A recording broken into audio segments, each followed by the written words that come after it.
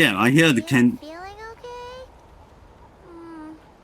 We've been traveling all over lately, so maybe you've come down with something. That's it. We're getting Baiju to check you over. Bye soon. Oh. Baiju isn't in his shop. Oh, you're looking for Dr. Baiju. He's resting today, but he said to send any patients to the back room. Okay. Thanks. We'll head on through.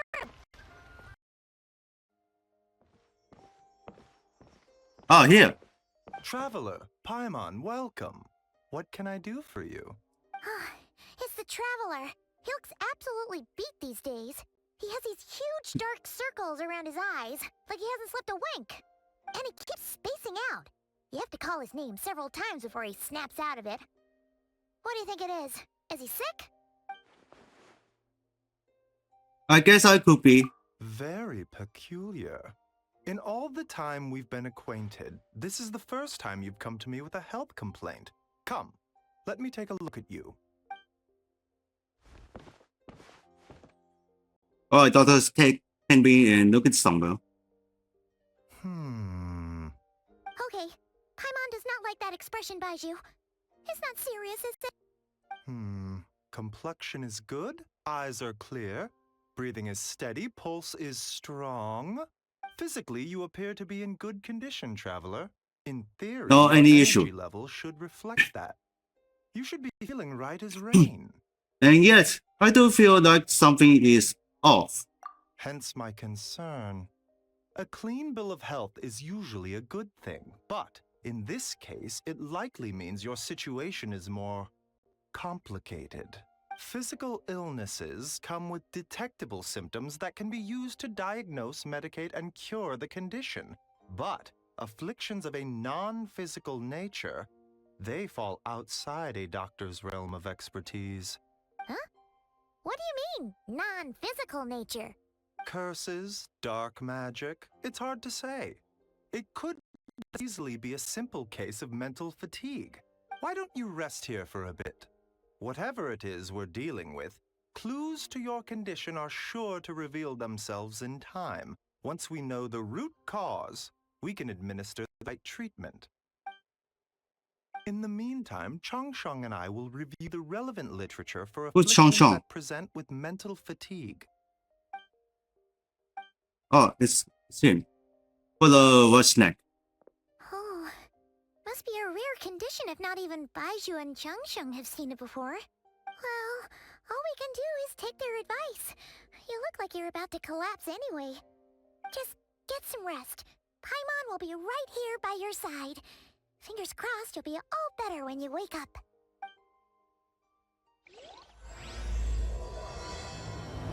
Right. This is for start.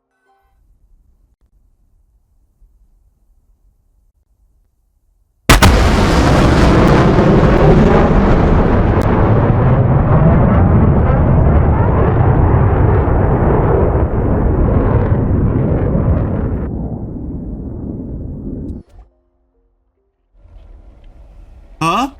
What is this? Hey, we just in somewhere. What the?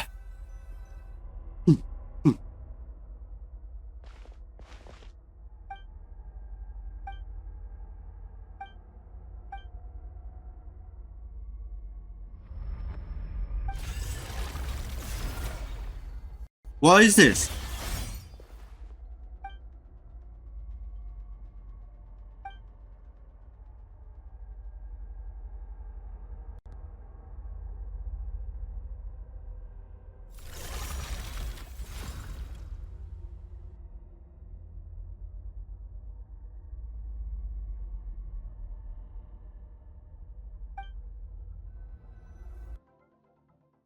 Oh, that's not great. Traveler! Traveler! Rise and shine! Time to wake up! For once, you're making Paimon look like an early riser. It's already afternoon. Hopefully all that sleep did you some good. Feeling any better? I need you to check if there's a cut on my back. A cut? What? Did you scratch yourself in your sleep? All right, let Paimon take a look.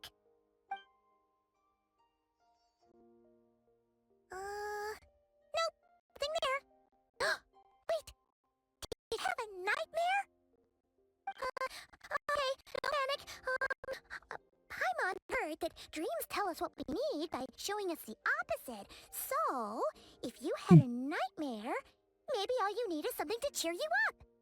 Come on. Paimon will treat you to something yummy. Something yummy on me.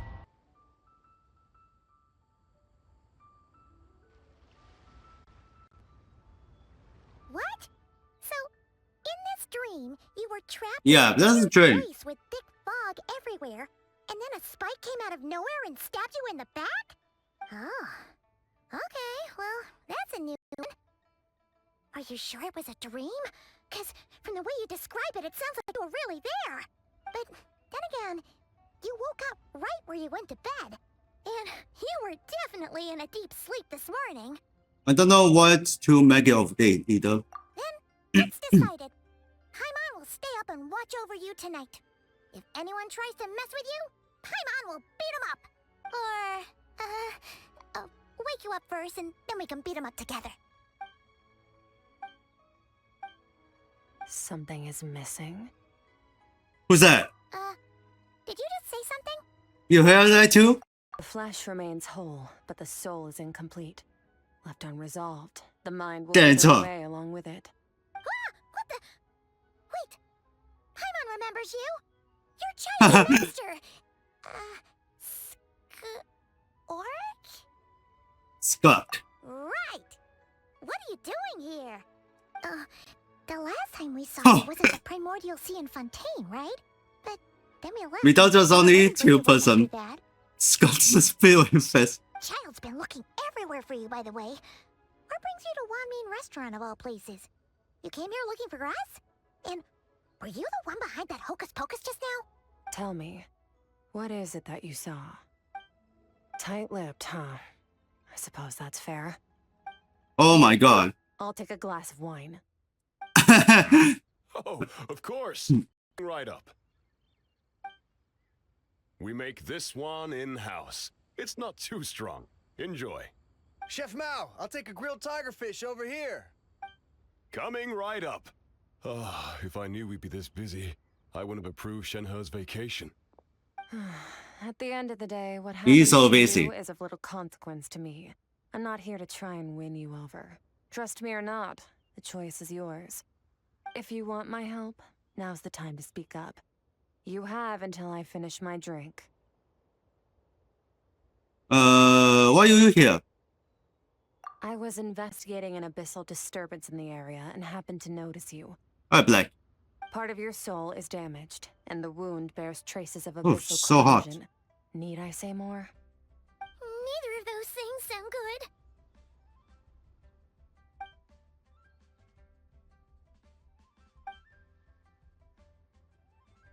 Well, should we trust her? What do you think, Paimon?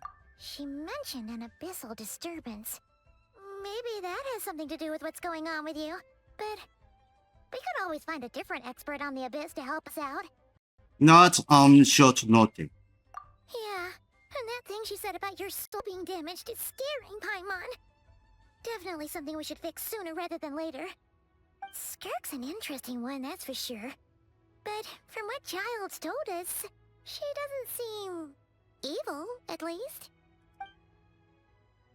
1, 2, 7, 10. That'll do.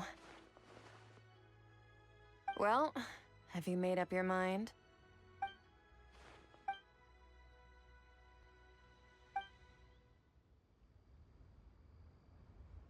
So that's all we know, Miss Skirk.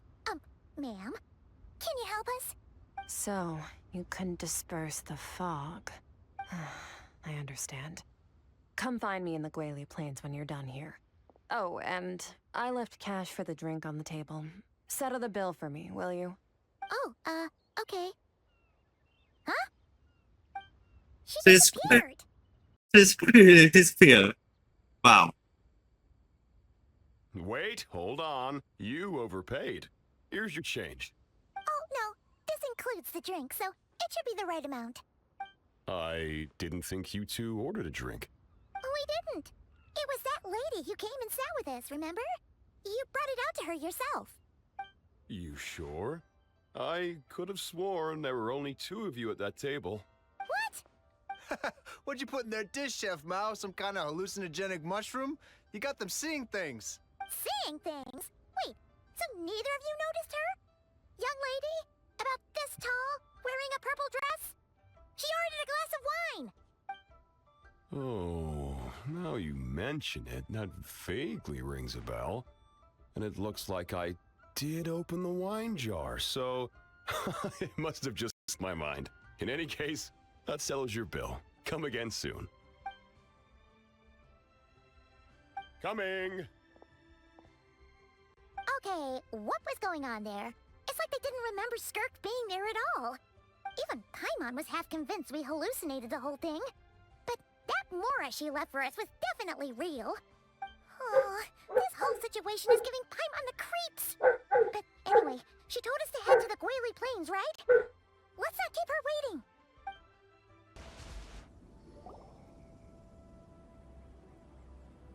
Whoa, what are all these Rift Hounds doing here? Huh, looks like they're collecting something. Let's go check it out. Oh dear. Some monster. What? What the heck? What? Huh? Yes, no. Oh,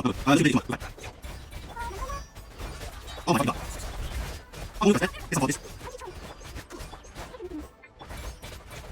Come on, yes, come on.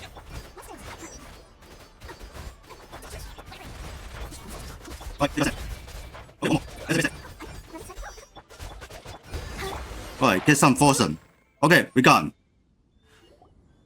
So, this is what they were collecting. It looks kinda like... God remains? Yeah. What is going on here? From the moment they are born, all beings with great power have impact on this world. Even if their body is sundered and their soul extinguished, The enforcers their split their innocence face. remains. Gods are the most common example of that. The remnants of gods who fell thousands of years ago remain buried deep within the earth, carrying within them a warped will and a dark curse. Together, these remnants form what you call god remains. And it appears that some of those sealed here were dug up and removed. There are traces left, but they're fading fast. What are you doing, Paimon? What are you doing? Nothing! You were... real? She's definitely not a ghost traveler. Paimon poked her, and she's solid. The other dinos acted like you're well never there. Your life hangs in the balance, and that's what you're fixated on? Strange set of priorities. It was just a trick to avoid being perceived. If someone notices me, those memories are erased. Simple as that. Unlike you, I have no desire to establish a connection with the world. The weak and the lowly have no right to remember me. They're lucky they only have a few missing memories to show for it. Now, can we please get back on track? Okay. Where were we? Right. The god names. So, basically, there's now less of them here than there used to be, right? Isn't that a good thing? In our experience, god remains are 100% bad news. A lot of terrible things that happen because of them. Maybe it's a good thing by human standards, but power doesn't come from nothing, and it doesn't just disappear for no reason. The remains aren't just gone. They were taken. Like part of my soul was taken. Very clever, traveler. You aren't the only one who had something taken from you. There are victims like you everywhere. The only difference being, you can speak, and the remains cannot. So it went unnoticed. Something similar happened in Sumeru. Within the span of one night, countless consecrated beasts were slaughtered, and a large amount of the god remains buried in the desert went missing. Of course, god remains are just one of the targets. The culprit is chipping away at sources of power all over this world, including the Stella Fortuna above. Wait, you mean... the stars? Mm-hmm. 42 of them have died out in the past few months alone. And Conria believed that powerful individuals have corresponding Stella Fortuna. Even should that individual fall, their Stella Fortuna would not disappear, but gradually evolve into a new constellation. Yet now, stars are disappearing from the skies entirely, And it's not hard to deduce what's happening to the power they contain. Something has been leeching power from this Oh world, my god. like a parasite steals nutrients from a host. And now, it's no longer satisfied with the remains of the dead. It wants you. This time, it only took a fragment of your soul. But next time, there's no telling how far it could go. But why me? No one knows. All I know for certain is this. Getting back what you lost will not be easy. Considering how much power this entity has stolen, it must be a god-level being by now at least. But that's not the real concern. Souls are fragile things, and yours could easily be crushed if you go up against it. So you're gonna help us, right? We're going to help each other. You are my ticket to uncovering this thing's true identity. Well, great! You seem super strong, and you know a lot about the Abyss, so Paimon will take it. Thank you. Don't get all mushy on me. All I'm doing is helping you get back to normal after a sudden crisis. And I should warn you, getting mixed up with me can have unforeseen consequences. We're on very different journeys. You don't want to be in my debt, trust me. You help me uncover the truth behind this entity, and I'll help you recover what you lost. This is a transaction, that's all. You would do well to remember that. Now, come along. 6 seconds into the This this a little test. friendlier since she's agreed to help us. But nope, she's just like when we met her in the Primordial Sea. So cold. Well, whatever. If that's how it's gonna be, then she doesn't deserve our friendship. What she does deserve is a super embarrassing nickname. Ah, Paimon's got it. Frosty the Lavender Melon. Serves that Ice Queen right. Anyway, the important thing is that we get that piece of your soul back. So, let's follow her and see what sort of plan she's got.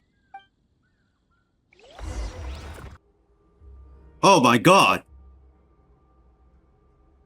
Is this actually This weird? place is way bigger than Paimon expected. Where are we?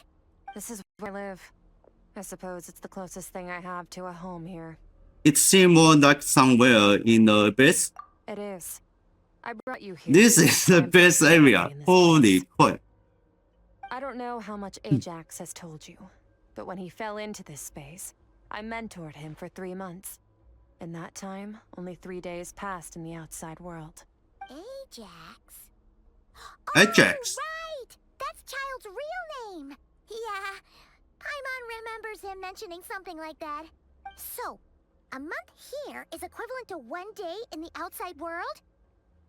That should mean we're safe from that power-hungry soul snatcher for now, right? Yes, well, I didn't bring you here just to show you around. In the outside world, the Traveler could be attacked at any moment. But coming here has bought us quite a bit of time. Now, we just need to figure out how to investigate that place you saw. The one full of fog. Both your description and the abyssal disturbance I felt point to that space having some connection to the abyss. It could even be a domain similar to this one. The thief who stole that fragment of your soul is hiding there. But the abyss is a chaotic and turbulent place. If we want to pinpoint their location, we need to see what that space looks like without the fog. Abyssal power can grant a special form of sight. Have you ever wielded abyssal power before? No. Okay. Do you plan to learn? For now, no. That tracks. All the information you have suggests the abyss is something sinister, and that abyssal power is a wild and dangerous force that always spells disaster. And you're saying that's not true? Depends on your perspective. Floods and hurricanes take countless lives too. But if one day you gain the power to control them, what was once a calamity is now just another tool in your arsenal. I'll respect your opinion though. Just means we have to turn to the second best option. What's this? A little abyss crystal that contains my power. Wear it on your head, and we'll be able to perform dream mirroring when we fall asleep. Dream mirroring? It means experiencing whatever the other person is dreaming. Everything they see, think, and feel. Since you haven't studied the art of using abyssal power, and have no plans to jump in the deep end right now, I'll have to do the investigating for you. With dream mirroring, every time you slip into a deep sleep, I'll see with my own eyes whatever scene plays out in your mind. Then, I can guide you through the dream environment, and we'll take back what was stolen from you. Huh. You make it sound so simple. So all I need to do this? Wait. Tough to say. This is an unprecedented situation for both of us. Even assuming we do manage to find where this entity is hiding. Like I said, getting your soul fragment back won't be easy. To play it safe, I need to give you some special training first. Wait, you're gonna teach him some of your martial arts? Does that mean the next time we see Child, we have to treat him like our senior? Do as you want. For my part, I don't see you as my disciples. You're already a pretty good fighter. All I'm planning to do is build on your current skills, and train you for the specific scenarios that I think we might face. But that's enough talk. If you're ready to do this, then come with me. Time might be more lenient here, but that's no excuse to waste it. Oh, She what? moves fast. Paimon can hardly keep up with her. So, special training, huh? Kind of a rare opportunity. With your skills, there's not a lot of people qualified to train you. The last time something like this happened was probably anti-Raiden Shogun training. Wait, that's a terrible waypoint. Oh, feels like a lifetime ago. Skirk seems pretty strong too, though. Remember how she said that the all-devouring narwhal was just her master's pet? Maybe we really will learn something here. Alright, this is gone. Go to the next one.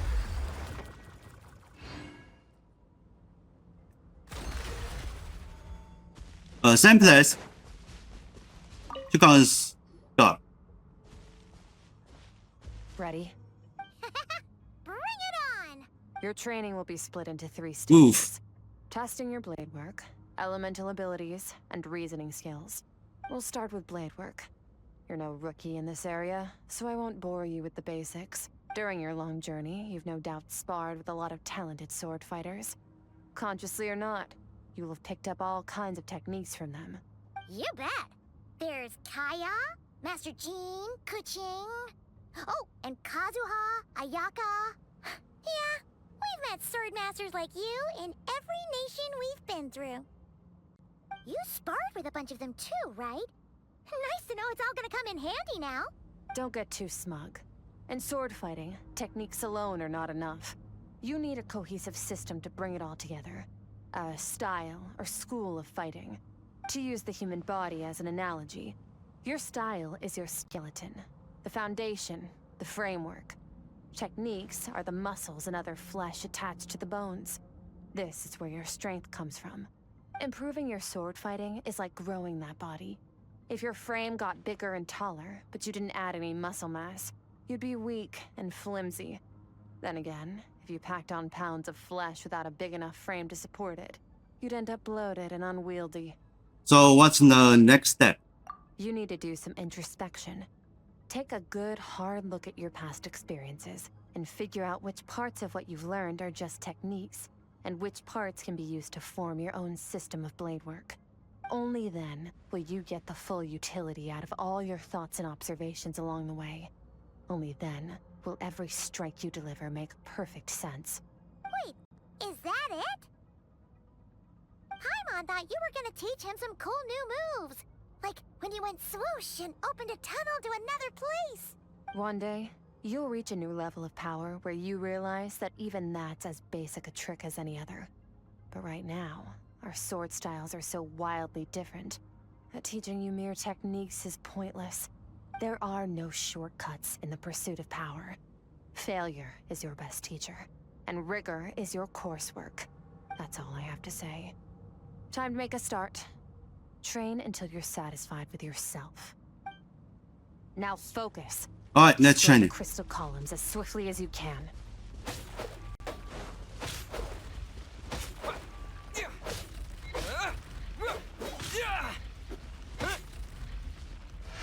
Oh, we need oh jeez.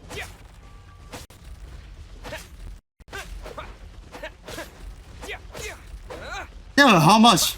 900? Oh, this is making Paimon's head spin. Hang in there, traveler! Jesus Christ, 900. Destroy this crystal.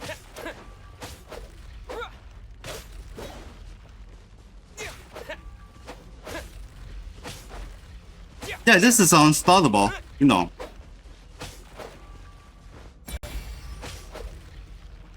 Holy crap.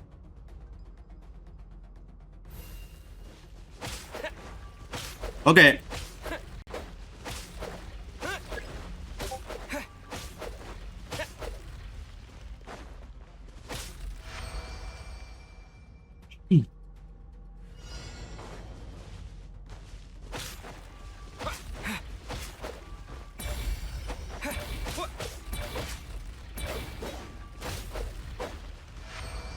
Okay, that was quick. Stay calm. Use your head. You have to keep it together. Alright, in there. 2, 1, let's go.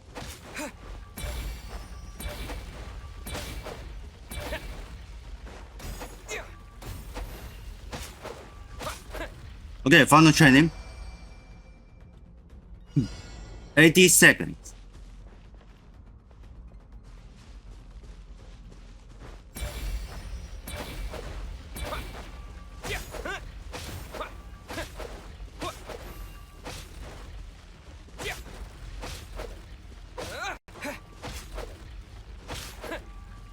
Okay, I guess that's a long time.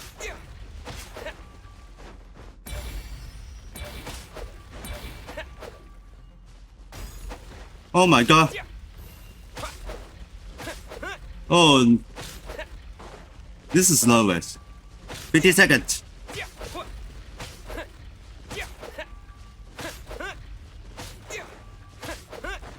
There's more. Yes! Whew. Finally, we got him. Yeah, this is training. Holy crap. This moment will be frozen in time. Cut to the chase.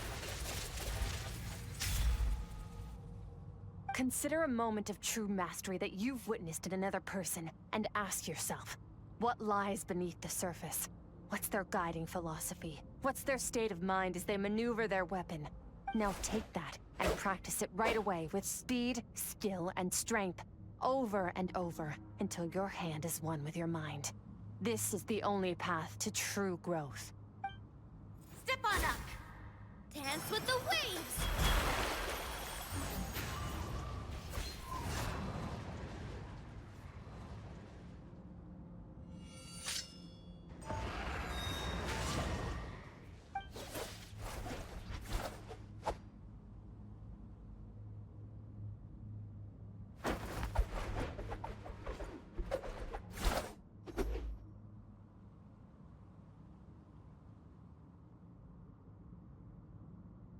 If you start to tire, Paimon now you're sleepy. mad, but do not stop. Stay in that frame of mind as you keep up the fight. Get rid of all redundant movements. Imagine your sword is an extension of your own body. Wield it just as you wield your arms, hands, and fingers. 'Twas on a deserted, moonlit night that the hero approached the vile dragon's limpid lair. Ring cutter! Feathers fleeting wet, the white heron treads water. A sight without flaw. Master of Inazuma Kamisato art Tachitsutsu.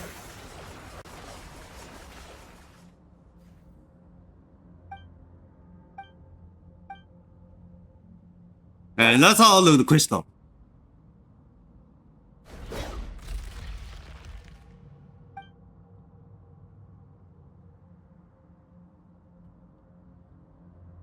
Huh.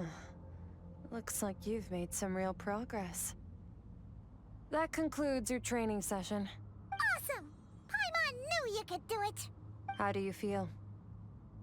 I found it to keep my eyes open. As you should be. Time flies when you're training hard. You've actually been going for several days now with no rest.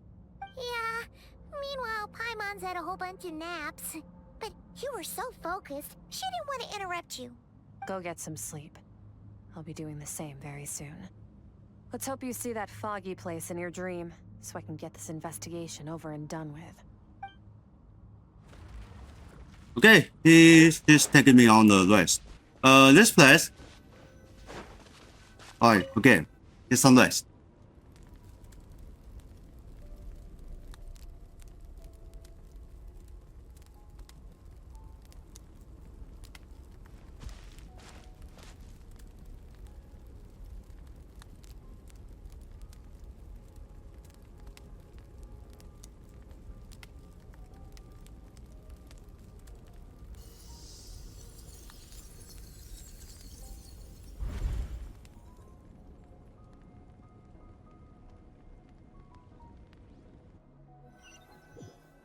I was in the dream, gone to somewhere. What is this? Oh my. Well.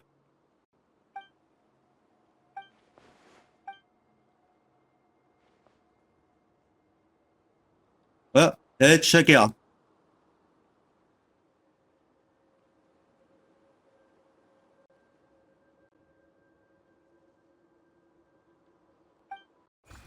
Huh? Who is this?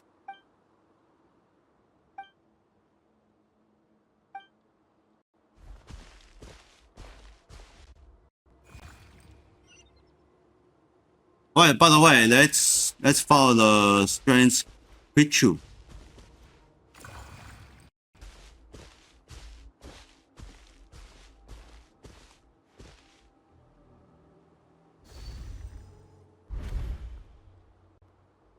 Skirk, why are you skipping classes again? We've talked about this.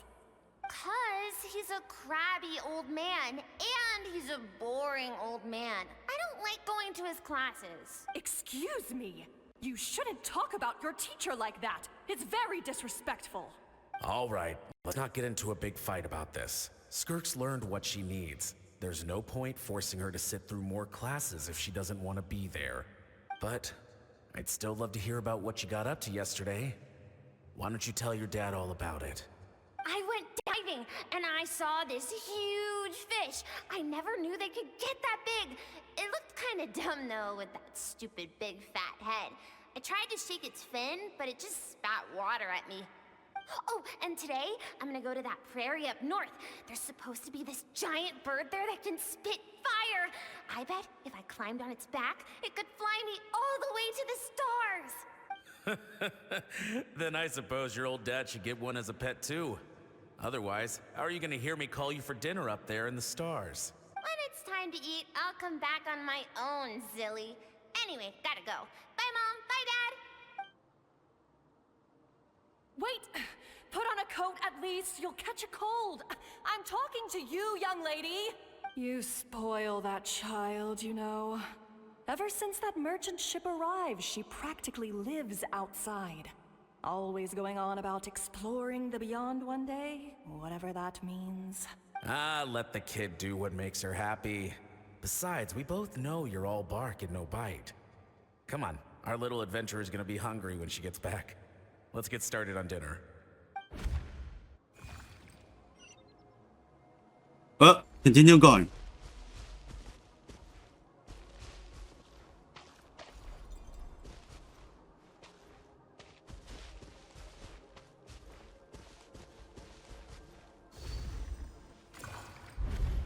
The stars shimmer high above. But what lies beyond the stars? Mountains as far as the eye can see? An endless snowy plain? Or maybe buildings taller than the sky, like the people from the merchant ship said. I can't be the only one asking these questions. The universe is fascinating. If only I could meet some other people like me. We could set sail together and explore every corner of the world. I'm sick of being a kid. There's so many amazing things out there, and I'm ready to see them all. But for now, I'm starving. Better get back.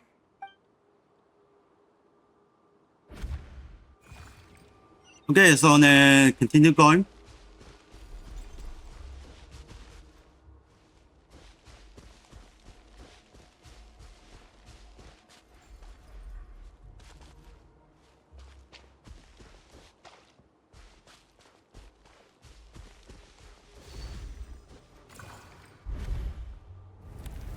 Don't let a single one of them get away!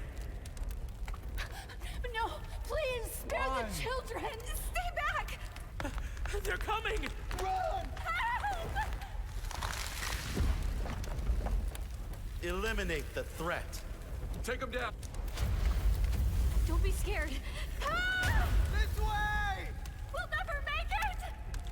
Fire. There's fire everywhere. What happened? I told you we shouldn't have trusted these outsiders!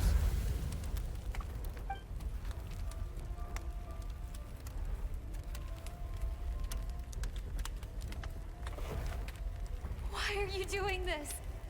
What did we do to deserve this? We welcomed you with our finest food and drink. Showed you the best our home has to offer. Gifted you cloth dyed by our own hands. And this is how you treat us? Run! Save yourselves! Captain, Zone 3 is clear and we have Zone 2 surrounded. Begin extermination. Remember the orders from upper command. No one is to be left alive. Rest assured, sir. We have enough munitions to annihilate these savages and burn their entire civilization to the ground. Good. The only ones who put up a real fight are that man and his wife, correct? What's their status? We shot the man in the ankles and the wife broke her wrist attempting to fight back.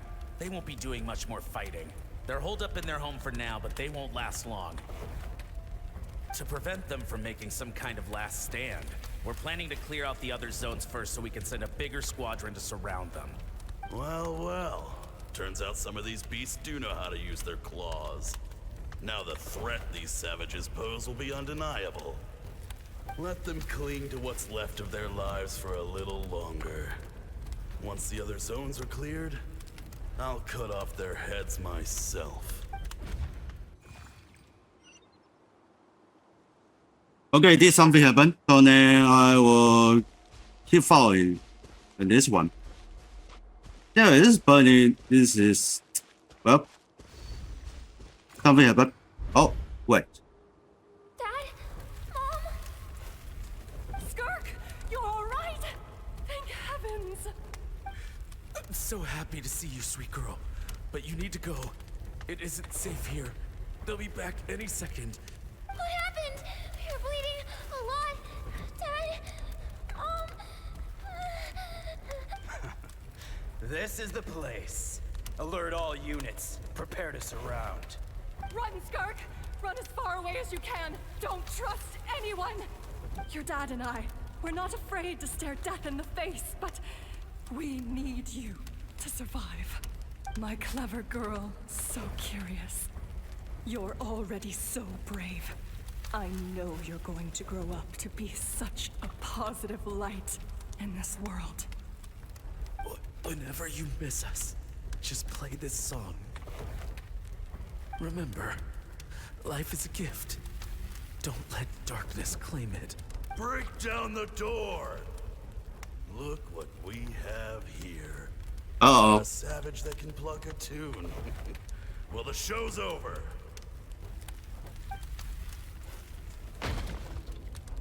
Breach the door. You! Stop singing! Shut it! I said shut it or I'll make you! Fine. Have it your way.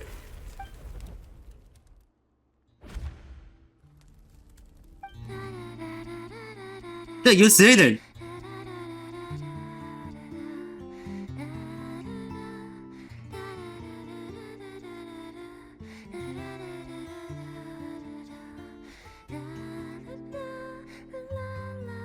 That's scary.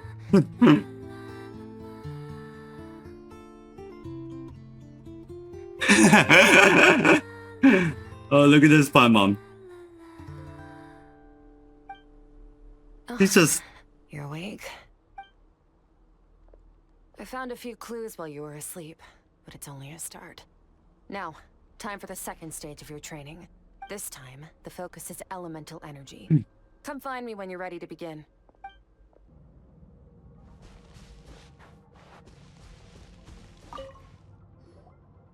Man, staying in the abyss feels so surreal, don't you think? No day and no night. It's like time hardly exists. If we weren't careful to keep track, it feels like we'd have no idea how long we've even been here. Well, except for the fact that Paimon still gets hungry like clockwork. You go do your training. Paimon's gonna grab a bite.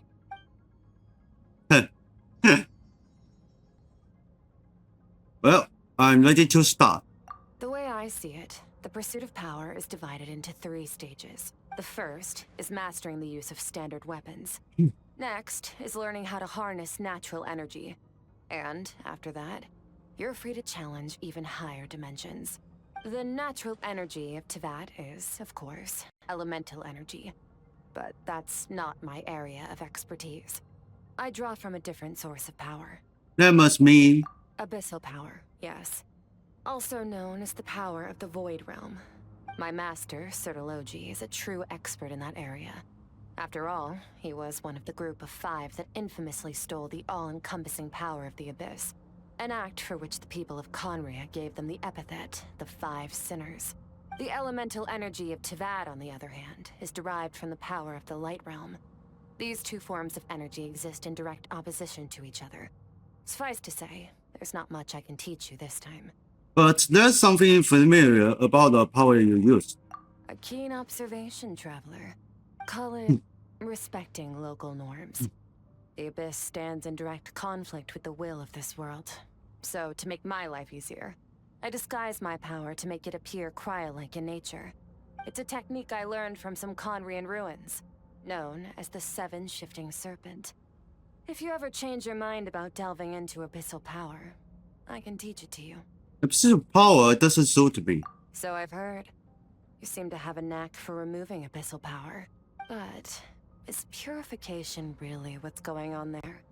Like I said, power does not simply disappear. What are you trying to say? Just thinking out loud. Let's focus on your elemental training. That's what's gonna help us if the situation gets tricky. True growth comes from adversity, but only if you make the choice to pick yourself up again every time you fall. So, it's time to push yourself to the limit, and then keep pushing. This is the only way to advance at pace. Use the power of Animo to clear the field as fast as you can.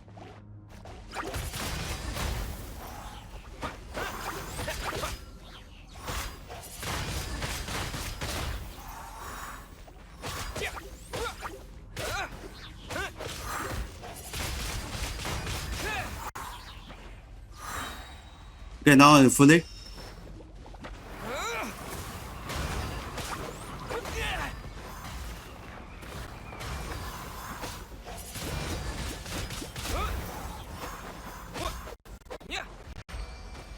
Alright, training complete. This is the next training. Look for things you can use to tilt the scales of success in your favor.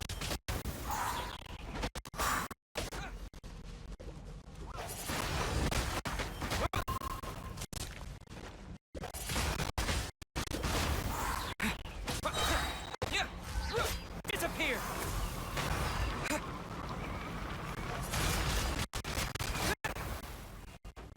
Okay, 1 Slumber's defeat. There's 2 more.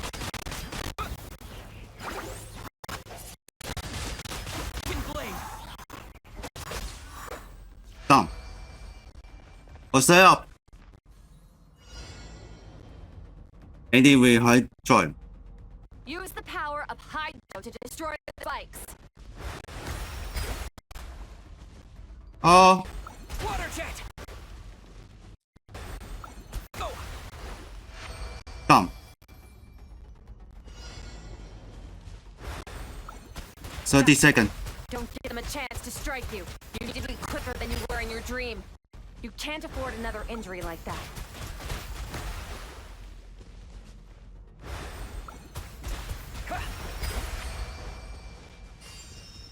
Alright, let's get a hell on him. Darren, destroy 2 spikes in 35 seconds.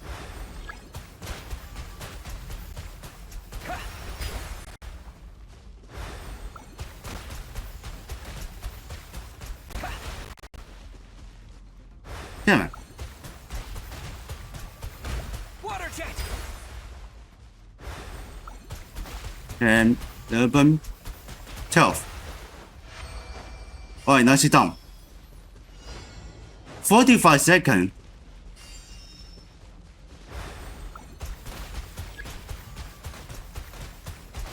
Go!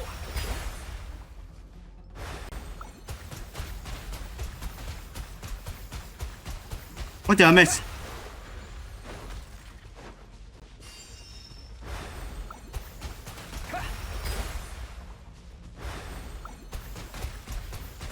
Water jet! And there's some more. Okay, good. Alright, that's it.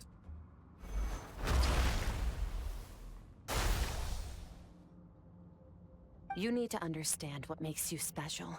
The ability to wield elemental energy without a vision and switch between the elements at will. It means your aspirations need no approval from the gods. Your power is not bound by the rules of this world. So be bold. Do not be afraid to chart your own path.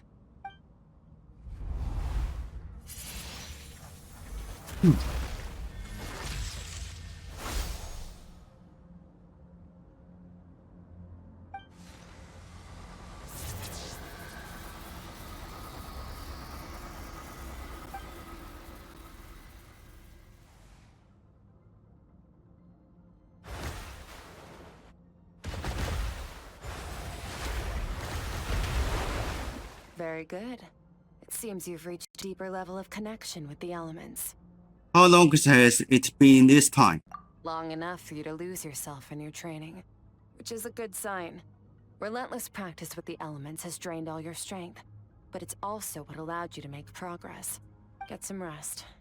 When you wake up, we'll proceed to the final stage of your training. Here it goes. Final stage. Alright, get some rest again.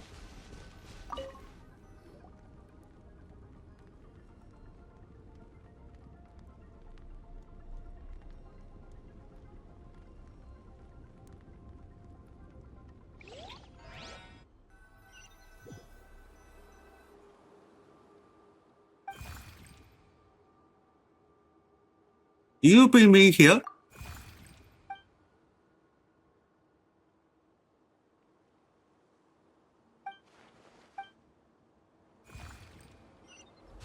I'm soon going.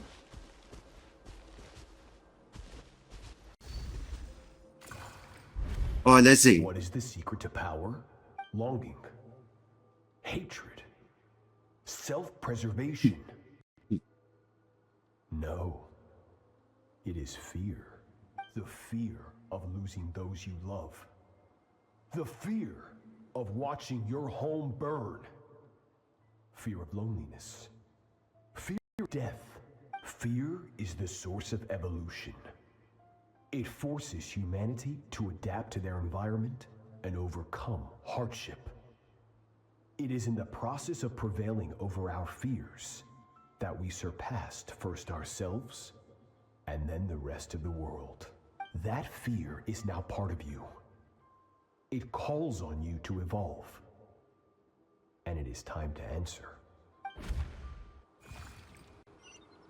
Alright, you soon going?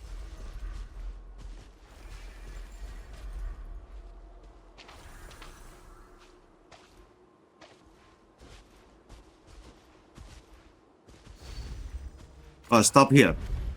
Any minute spent missing home is a minute wasted. Practice your sword work instead. Do not make me tell you twice. But, Master, I can barely lift this sword anymore. If I keep going, I feel like my wrist is going to break. So it has not broken yet. Then pick up your sword and keep practicing until it breaks. I want to hear the cracking and splintering of bone. After all, bones can always be reset.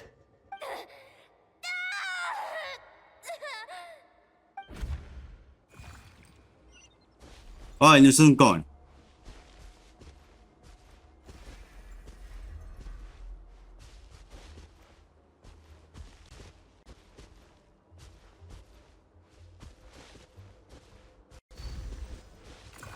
Alright, stop here. Good, Skirk. Once again, you survived. How do you feel? cold and pain. These are signs that you are adapting to the abyss. Each time the flesh is torn and the spirit crushed, each time you claw back from the brink of death, you become stronger. I now understand why these people sought to destroy your homeland. Your potential goes beyond even what I could have anticipated. But you still have much to learn in your pursuit of strength. Your mind is rife with distractions. From now on, I shall show no mercy in your training. You must learn to shut out all the pointless emotion, crush the self that makes you weak, and become master over your physical form. Get up, Skirk. Wipe the blood off your face. Cut away the rotten parts of your flesh, and mend what is broken. Then take up your sword. Yes, Master.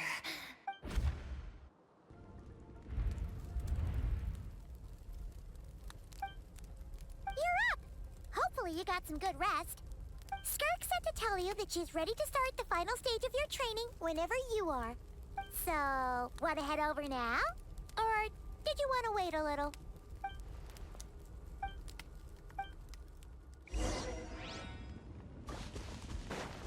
Alright, let's go to the final step.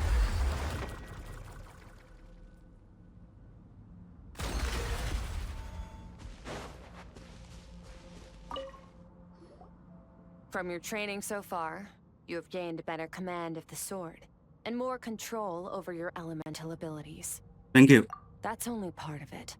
Experience is the real teacher. Your journey, the friends you have made, the dangers you have faced. These have taught you more than I ever could. Now, it's time to focus on how you react under pressure. You must be able to think rationally, even in unpredictable combat situations.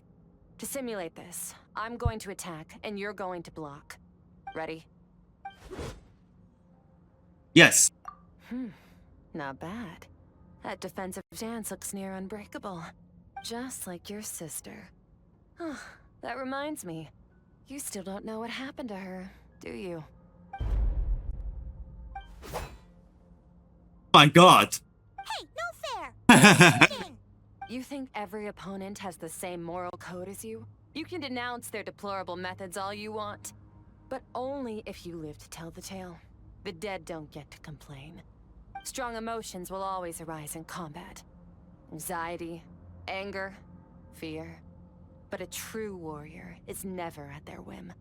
Only when you are free from the influence of emotion can you make the right choice, no matter the situation. Are you describing yourself? How amusing. Almost sounds like you think you know me. But you don't. You can choose your own path. We are not the same. Let's begin. Try to use reason over emotion.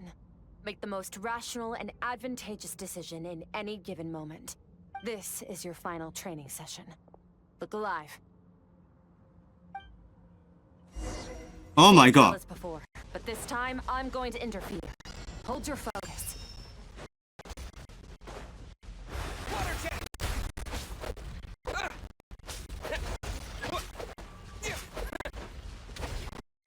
No, I miss.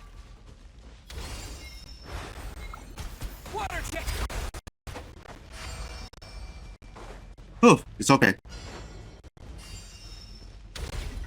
What is this? I need to destroy this.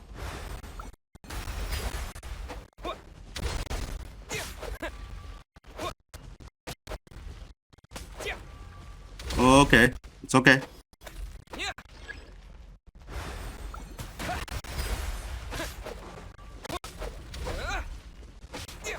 20 seconds.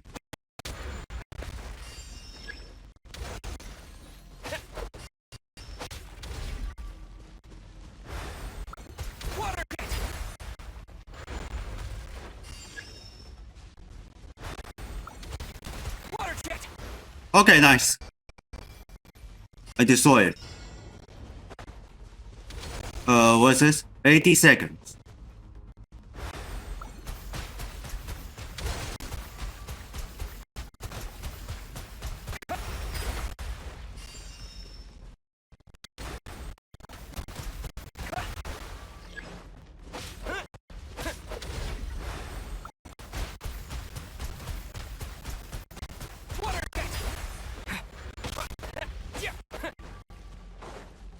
Go, big girl. Go!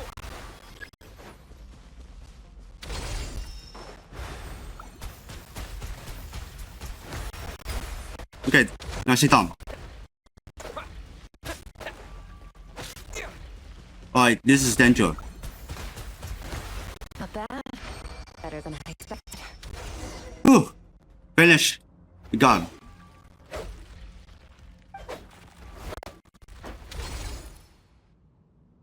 You're getting the hang of it. The first step to controlling your emotions is controlling your mind. You want a unified train of thought. It all comes down to focus.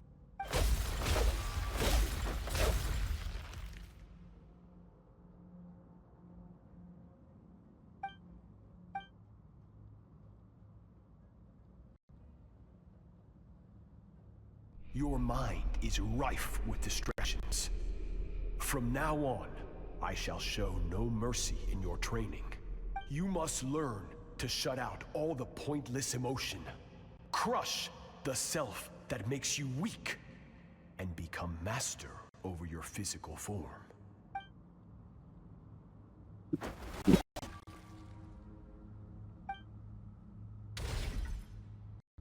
Stop. Let's pause here. One look, and I can tell your mind has wandered. That's to be expected. There's a limit to how long a human being can concentrate on one thing. Staying calm and focused sounds simple in theory, but in practice, it's more demanding than sword work or elemental abilities. Get some rest. No point training further if you're already dead on your feet. Like I said at the beginning, the only goal of this training is for you to reach a point that you're satisfied with. You managed to push past your limits, which is a good start. You can be proud of that, and sleep well knowing that you've earned it.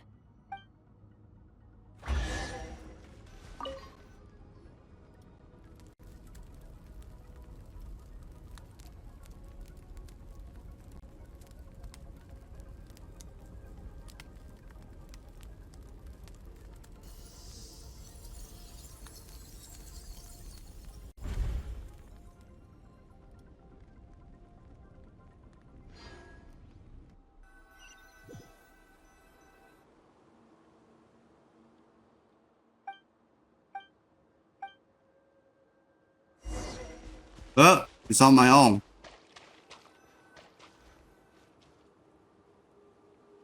Skirk is amazing. She faced down that terrifying giant and cut its head clean off. Oh, she got hurt though, didn't she? I heard it was pretty bad. Yeah, well, that's a given. But the moment she was on the mend, she got right back to practicing her sword work. I heard Master suffered a grave injury once too. Lost an arm and a leg and still came back stronger than ever. Skirk's becoming more like him by the day. Incredible. I wonder if I'll ever reach their level. They're always so resolute, so unshakable. Alright, the mission going. Oh, this is training. Pathetic. You're not even trying. You're so much weaker than you think. Skirk, have you become a positive light in this world? That's a Skirk POV. Do you even remember how many of us perished in that fire? How many bodies were left to rot on the scorched earth? Yet you alone won. Keep your gaze fixed on your blade. You don't deserve to rest. I have so many questions. I just want to jump in a spaceship, explore the whole universe, and get answers from the stars. I just need to wait till I'm grown up. Then, I can do anything. Now, you must bid farewell to who you were in the past, and become someone stronger. Run, Skirk, run! Only death awaits us here. Keep running, and don't ever look back.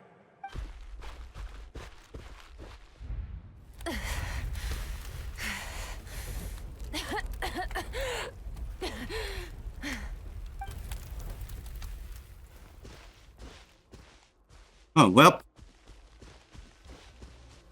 Yes. Let's see here. First things first, you need a new identity. Going around telling people you're from somewhere beyond the stars won't do, now will it? How about saying you hail from beneath the earth instead? As the Conrian saying goes, venturing out into the universe and down into the abyss are the same in that both are braving the dark unknown. Well, I'm a visitor on this planet, so I'll follow the rules. Ah, splendid. That saves me quite a bit of trouble. Let me offer you a piece of advice in return, although it might not be what you want to hear. I know the pursuit of strength is important to you, but taking a moment for yourself every once in a while is never a bad idea. Ignore her existence for too long, and there will come a day when you can no longer hear her voice.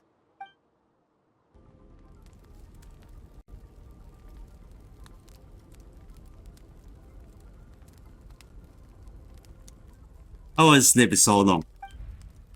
Huh? What? You're awake! You must be starving, right? Ta-da! A barbecue feast just for you! I'm a little hungry. Of course you are! That's why Skirk and Paimon got this all ready for you. Dig in, before it gets cold. So you're the best friend now? Ah, well, if you're around someone long enough, it's bound to happen. Plus, Skirk can cook.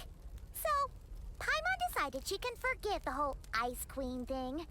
Paimon's not one to hold a grudge. Here's an idea. Let's save the chit-chat until after the meal. Mm-hmm.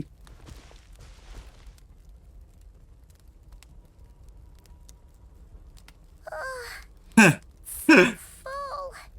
Okay, it's Paimon's turn to sleep now. Wake her up when it's time to go.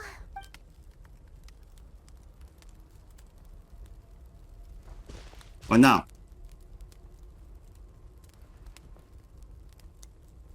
I have good news. First, your training is complete. You have what Okay. it takes to wield Here it immense goes. power. Now it's just a matter of putting it into practice. Continue to learn from your journey and hone your skills against formidable opponents. Second, I've located the culprit we've been searching for.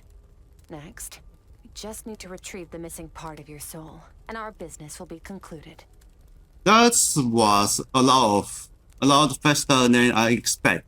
When Ajax trained with me, he once told me he was bursting with questions. So I allowed him to ask me 3 of them before he left. You and I may never meet again, Traveler. So if there's anything you want to ask me, now's your opportunity. Just like Ajax, I'll answer 3 of your questions. Okay, not the angle I was expecting. What makes you ask that? I knew that was a possible side effect. Closed off my mind to you for that exact reason. Even with the dream mirroring, you should have seen nothing but endless darkness. Whatever. Must have been a flaw in my execution. I shouldn't be too surprised. Due to some recent circumstances, my self-control has been lacking as of late. Since you've seen what you've seen, there's no reason to hide the truth. All I ask is that you keep it a secret. No, I'm not from Tevat. I'm from a different planet. And there was a time when I journeyed through the stars. A lot like you in some ways. No, we're different in that respect. You're influencing the fate of this world. Several hundred years ago, my master, Sertologi, opened the border between worlds and sent me here. But this is not my home. And one day, I'll return to the vast unknown of space. So, there you have it. On to your second question.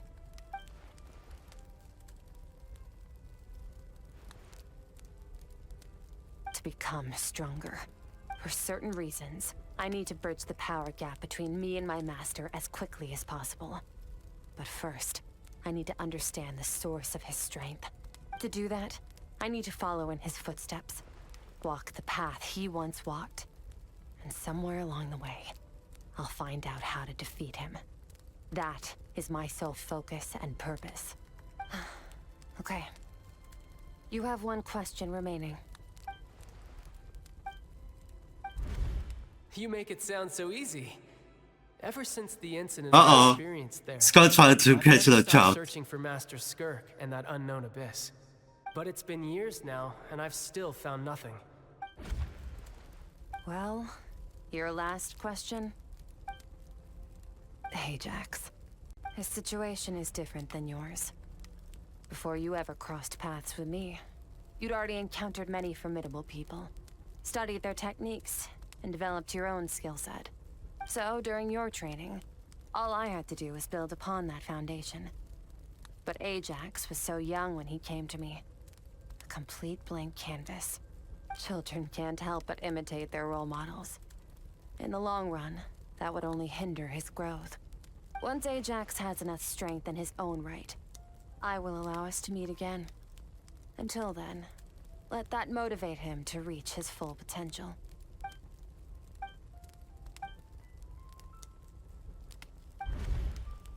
Unlike you, I have no desire to establish a connection with the world. The weak and the lowly have no right to remember me. They're lucky they only have a few missing memories to show for it. Wake up your companion. It's time to go. Oh, and everything I just told you. Probably just sleeping just like this. Time to go. Oh, Finally. finally back on the lead. What? What is that? Just follow me. I'll open an abyssal rift close to the culprit's location. It will take us to where he's hiding. Oh no, you try to find him. This is near the chasm, right? Yes. If we enter from here, we'll be able to reach that place from your dream. You have some experience with abyssal domains now, but still, this is Soul's territory. Don't worry. Paimon's an expert at hiding behind other people for safety. Oh, but, that means you need to stay safe, traveler. I will. All right. Remember your training. Time to put it to use.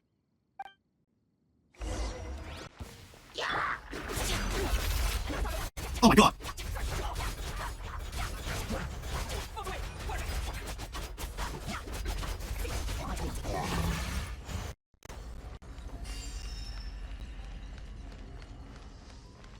And that's scary. Look at this Scott. Whoa! Look at all these spikes! Careful, don't get hit! You know what? Paimon's just gonna float behind you. Come on, you got this. Okay, just only shaking away.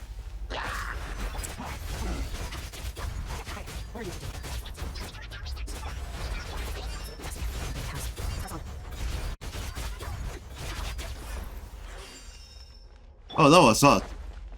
Well.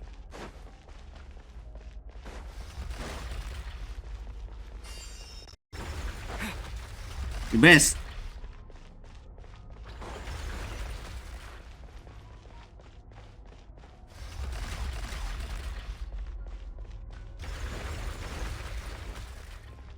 He missed again.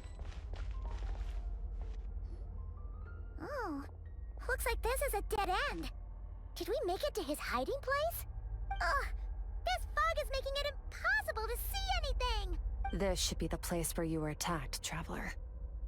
The missing part of your soul should be nearby. Can you sense where it is?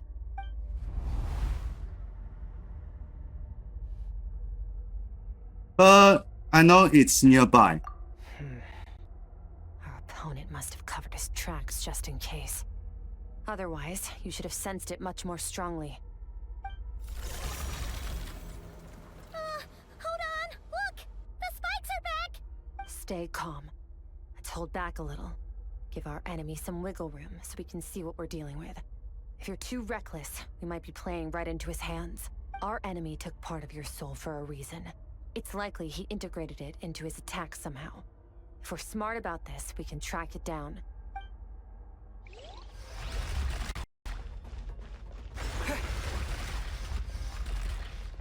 It's only shaking away.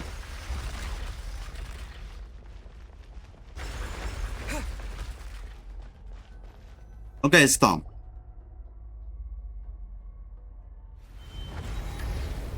Oh, there's more for them.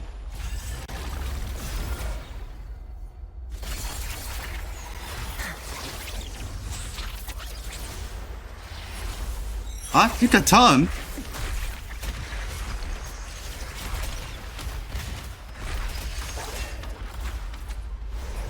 From the start, the attacks have been focused on me. Trying to break my defenses? I see.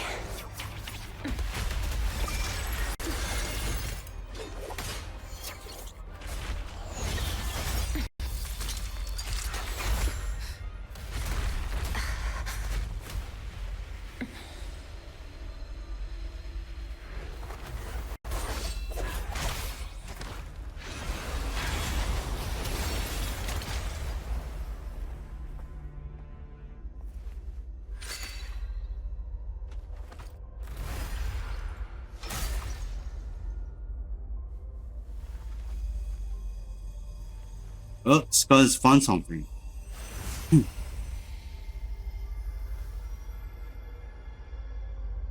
There. I got it back. Traveler! Skirk! What happened? It looked like Skirk just got... In the Gwali Plains, you asked me why this enemy chose you as his target. Now, the answer is clear. It's not just the fact that your strength is impressive. It's also because of your ability to, as you put it, purify abyssal power. Whatever that actually means.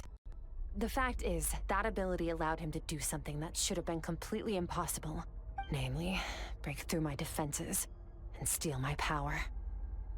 So, you were his real target. No. He couldn't have known I'd come to his domain. He only stole your soul fragment because he knew the value of its power. I doubt he expected it to come in handy so soon. Call it fate, if you want. I believe that's the term they use in this world for arbitrary coincidences like this. In any case, it works to our advantage.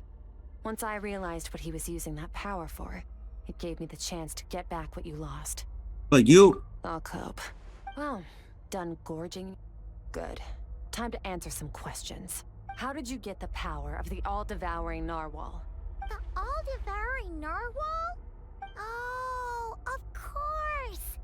Paimon knew that spike thing looked familiar. It looks just like that narwhal's horn!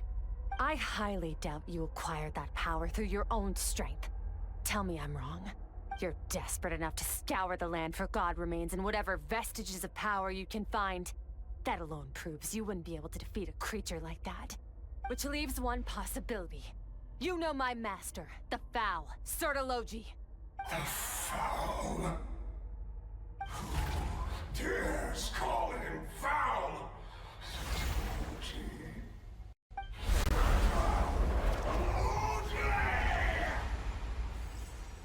What's wrong? Bit off more power than you can chew? You're struggling to hold a basic conversation. Just a little longer. I'm still... There's more for them. Those obsessed with power will let it devour them before abandoning their pursuit. What should we do now? Keep calm and use reason to decide the best course of action.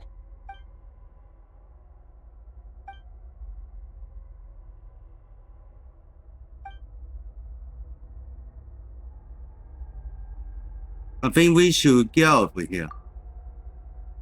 Wise decision. Final victory doesn't always come after a single battle. You've got your soul fragment back, so we both got what we came for. Let the enemy draw breath while he can. It won't be for long. Get us out of here, Traveler. You'll need to lead the way this time.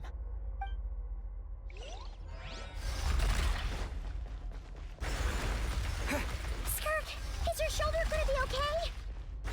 The wound is minor. It'll heal in no time. You should focus on getting out of here alive instead. Oh, it's fire.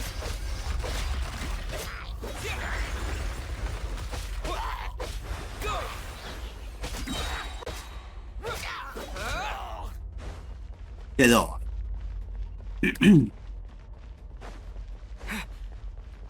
Falling spikes! Run!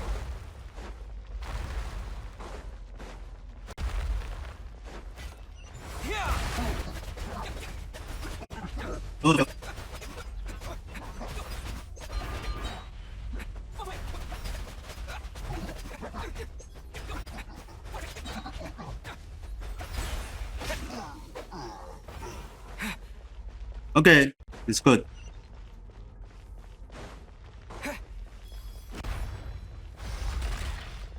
Watch out! Looks like this place is about to collapse!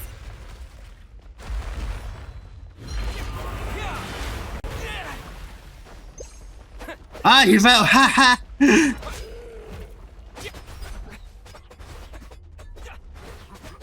Okay.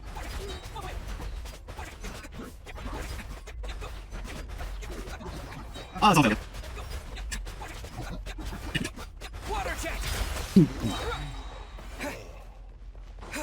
Oh, it's all good.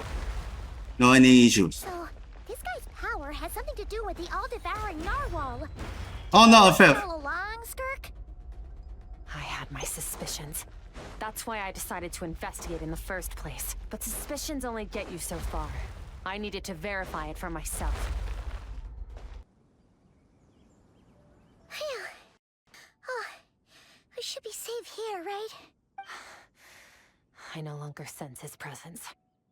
Can't have followed us out of that abyssal domain. Weaklings like him will find that my power is not so easily controlled. He won't be leaving that place until he's managed to digest it. With its power, he ever managed to steal from you of all people. You seem surprised. I suppose that's fair. You've seen but a fraction of what that whale is capable of. That gaping maw could swallow a planet whole. It's called the all-devouring narwhal for a reason. Devouring is what it does best. It can extract power from anything, dead or alive, as long as it manages to make physical contact. Yeah. When we had our run-in with that thing, Neverlet mentioned that it has an instinct to devour. Your dragon friend recognized the nature of its abilities and used the power of Hydro to protect you. That worked because it was in a satiated state, so it was somewhat less aggressive than usual. It's a different story when it has no more power to feed off of. That's when its true voracious nature kicks in. It could devour everything on the planet in that state, which is why I cast it into that void space. But I hadn't counted on there being anyone left on this planet capable of wielding its power. To me, that says he must have encountered the whale a long time ago. Meaning, he must have known my master. Yeah, you said the fool definitely got a reaction out of him. Exactly. It told me everything I needed to know. Hence why I said we both got what we came for. And I believe that brings our transaction to an end. Now that you're whole again, you can get back to your own journey.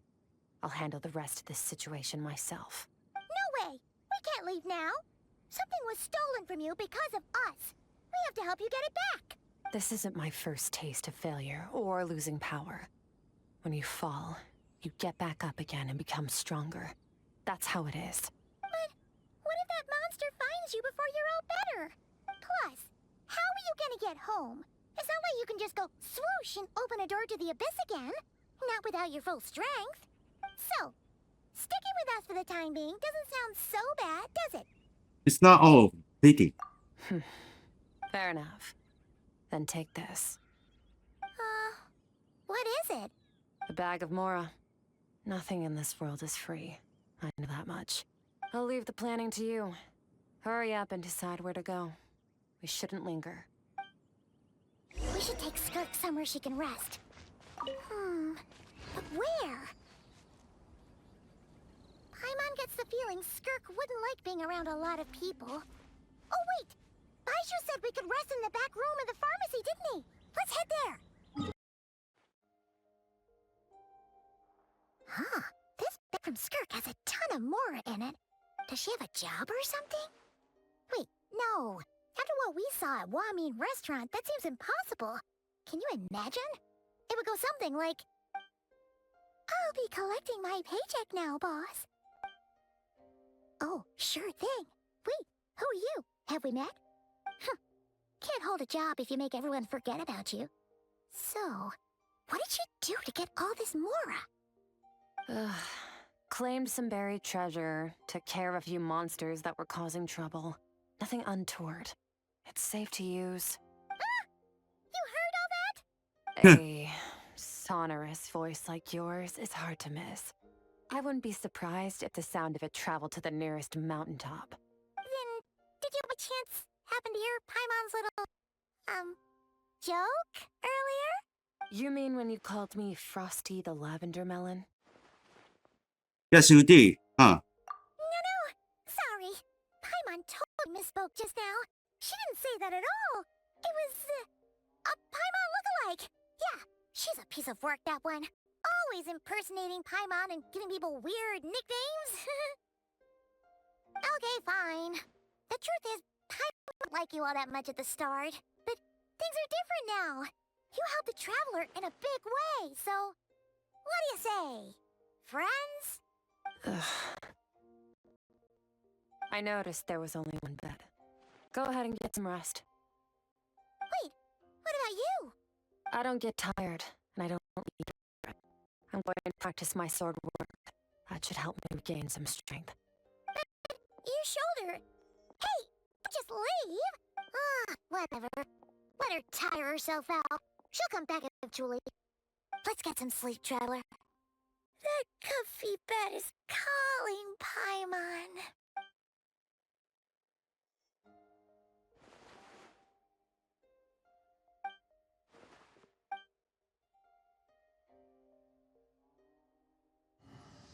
Nine.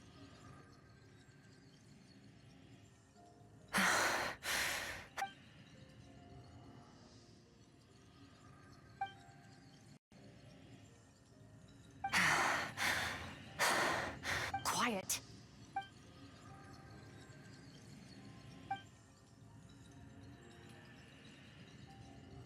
Do you even remember how many of us perished in that fire?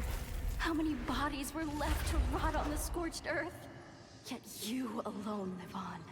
Keep your gaze fixed on your blade. You don't deserve to rest. Run, Skirk. Run! Only death awaits us here. Keep running, and don't ever look back.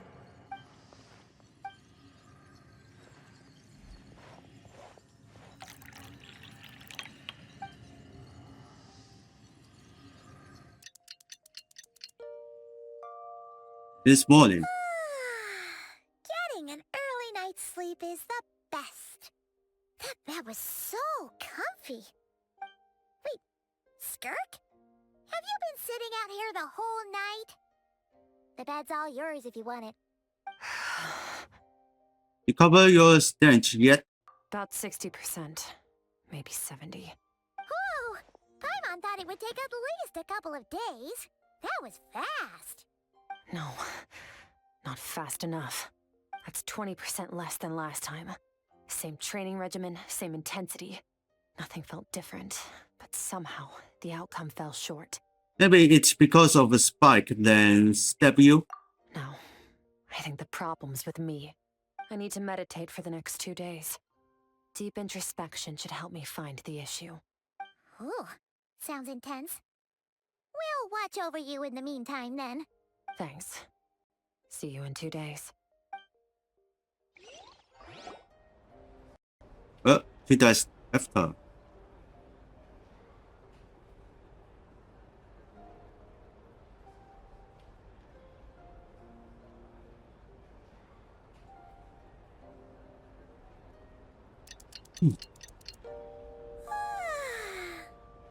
Skirk is still meditating, huh? It's been 2 days already. Shouldn't she be awake by now? No idea. Paimon can't think of anything we can do to help. Oh, wait! Breakfast! That's it! Paimon will go get breakfast! Skirk is gonna be starving when she wakes up. Be right back.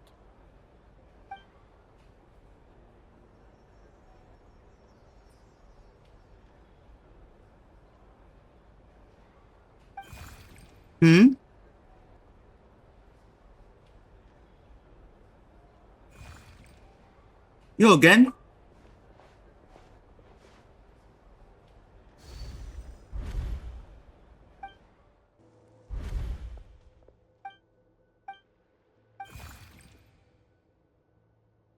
Did you bring me here? That's right. This is Skirk's inner world. Think of it between the soul and dreams. This isn't your first time here, but what you remember is probably a space covered in darkness. I only managed to illuminate a small portion for you back then. So you can speak. Actually, it's my first time talking to someone like this. I only managed to break free and bring you here because the injury weakened her power. I guess that's why I can speak again, too. Call it fate, if you want. I think that's the word they use in this world for lucky coincidences like this, right? Now, before I take you to her, I gotta ask. You're the first outside visitor to ever come here, so what's your impression of this place? What is that river? Oh, you noticed. This river represents Skirk's strength. Strength accumulates over time. It is the summation of a person's lived experience. So this river is where all the fragments of Skirk's life should converge into a single stream of memories and emotions, flowing forward as one. But as you can see, this river has been severed numerous times. It's because Skirk doesn't like who she was in the past, when all she sees reflected in the river is a disgraceful shadow of who she was. She cuts through water and rock with the sword of reason, severs her connection with the past, and begins anew. You must learn to shut out all the pointless emotion. Crush the self that makes you weak, and become master over your physical form. This isn't my first taste of failure or losing power. When you fall, you get back up again and become stronger. That's how it is. The answer to one mystery invites another question, I see. Let's follow the river upstream. There among the cliffs, among the memories etched into her heart, lies the truth of it all. Soon, you'll understand everything. Alright. You stop.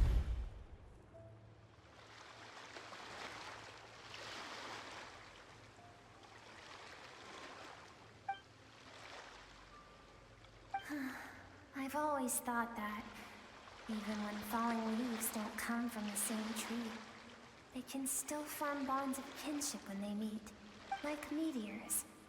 You both made a journey through the stars. Both travelers who have landed on a planet that is not your home. Yet, when she first noticed your presence, although she hesitated for a moment, she still chose to walk away, indifferent as ever. Why?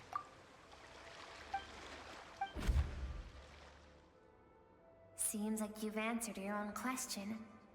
Skirk sees herself as a trespasser in this world. She's made a conscious choice to avoid altering its path. But the reason for that decision stems from events much earlier on in her life. Let's keep going. It's still a long way to the source of the river. Alright, we must be the continue going. Yeah, it's fine, it's a pretty effect. Oh, stop. You now have what it takes to wield immense power. From this day forth, I shall teach you no more. No one can become a worthy warrior through imitation alone. I have given you fangs and claws. Now, you must learn to hunt. You wish me to travel the world beyond on my own, Master? Indeed. Make new friends. Embark on your own journey. And piece together a new future from the shattered remnants of your past.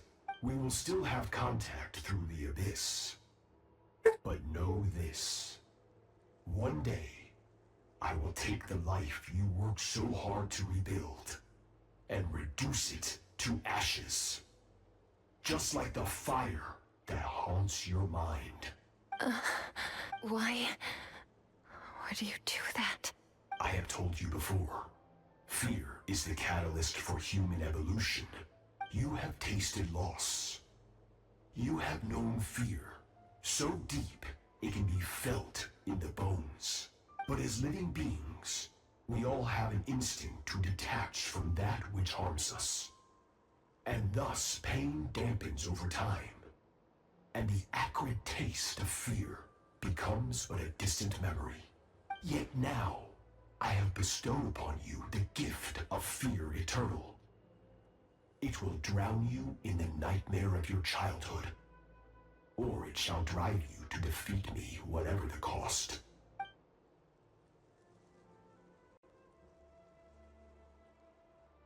That is what Skirk's master, the foul, Sertologi, looked like at one point in time. So he can change from. Of course.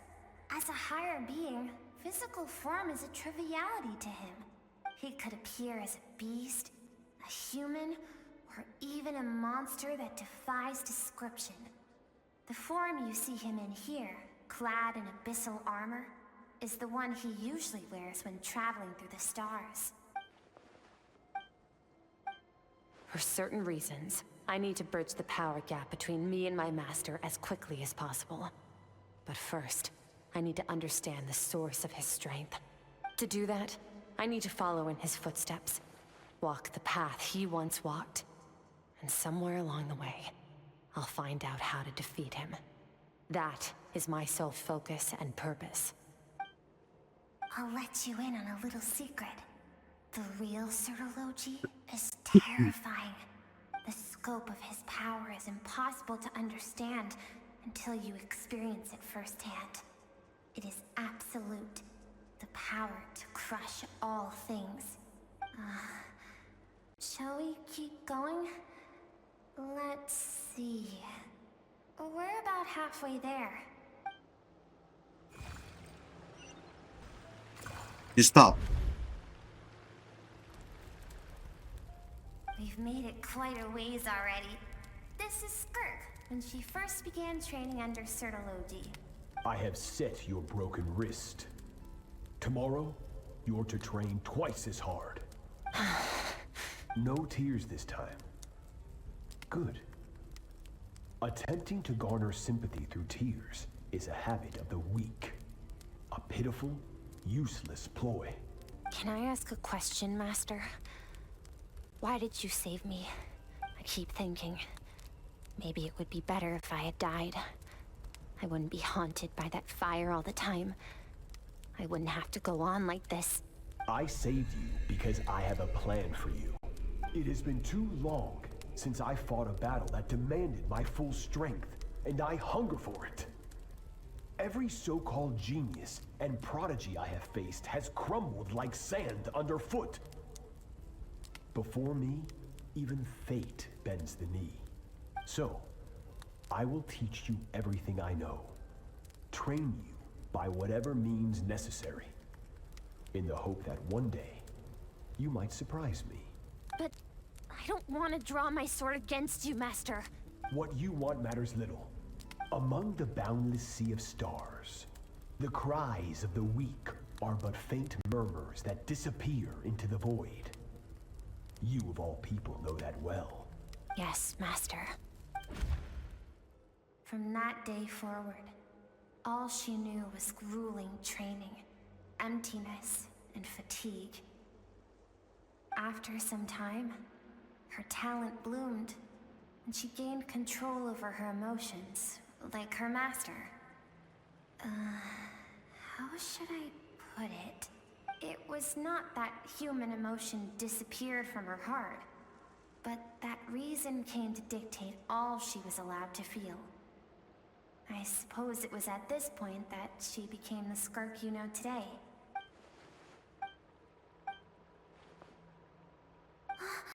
We're nearly there. I almost don't want to reach the end. Well, shall we? This is the final stretch. Well, let's keep going. Final stretch here. These are Skirk's happiest memories. What a simple and carefree time it was. Wisps of clouds dotted the sky. The sun bathed everything in golden light. And when song filled the air, Not even the shyest of flowers could resist swaying along. This is Skirk's homeland. She was so curious about everything as a child. Always skipping school to go exploring instead. There was so much to discover. The treasures at the bottom of the sea. The secrets beyond the stars. And that merchant ship packed with adults wearing those strange clothes. Yes, the ship. That was the beginning of the end. It was a spaceship.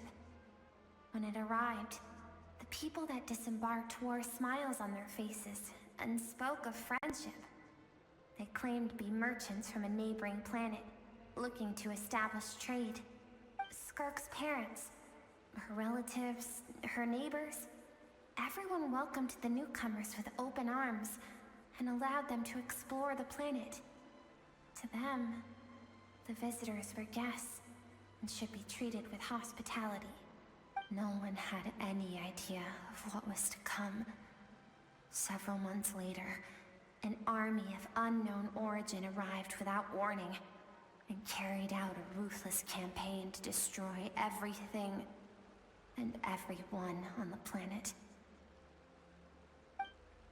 Skirk had skipped school that day, like so many times before, so she was not caught in the immediate wave of destruction. But when she came home that day, only fire and ruin awaited her. Countless people cried out to her for help. People she knew and loved. Friends and relatives. The little girl who lived next door. The shop owner with the bad leg. The bad-tempered teacher she had made fun of just that morning. Their lives were discarded like worthless trash as the fire consumed one life after another. Skirk was helpless. All she could do was run. And so she did.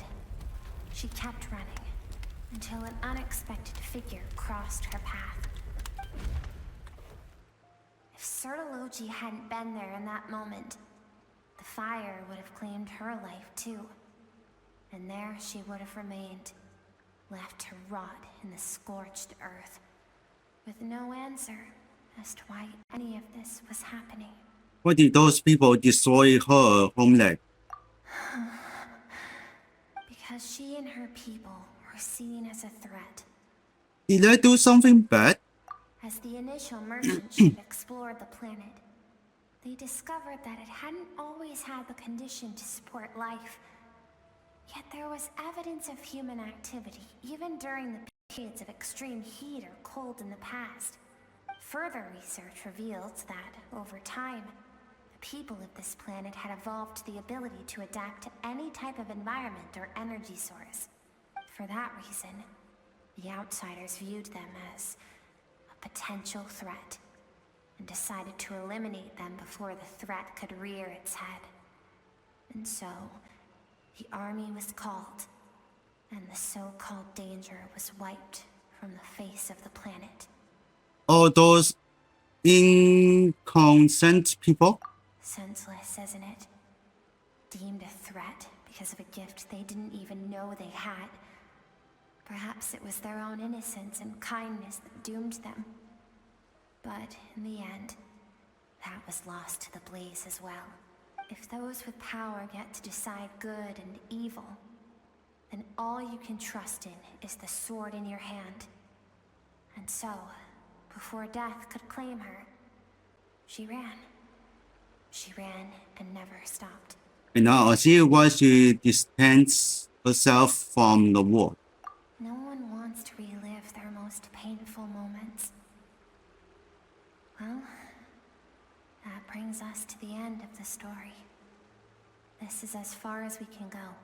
Skirk is waiting over there. For both of us. Let's go to her. It's time to fulfill my purpose. And my greatest wish over all these years.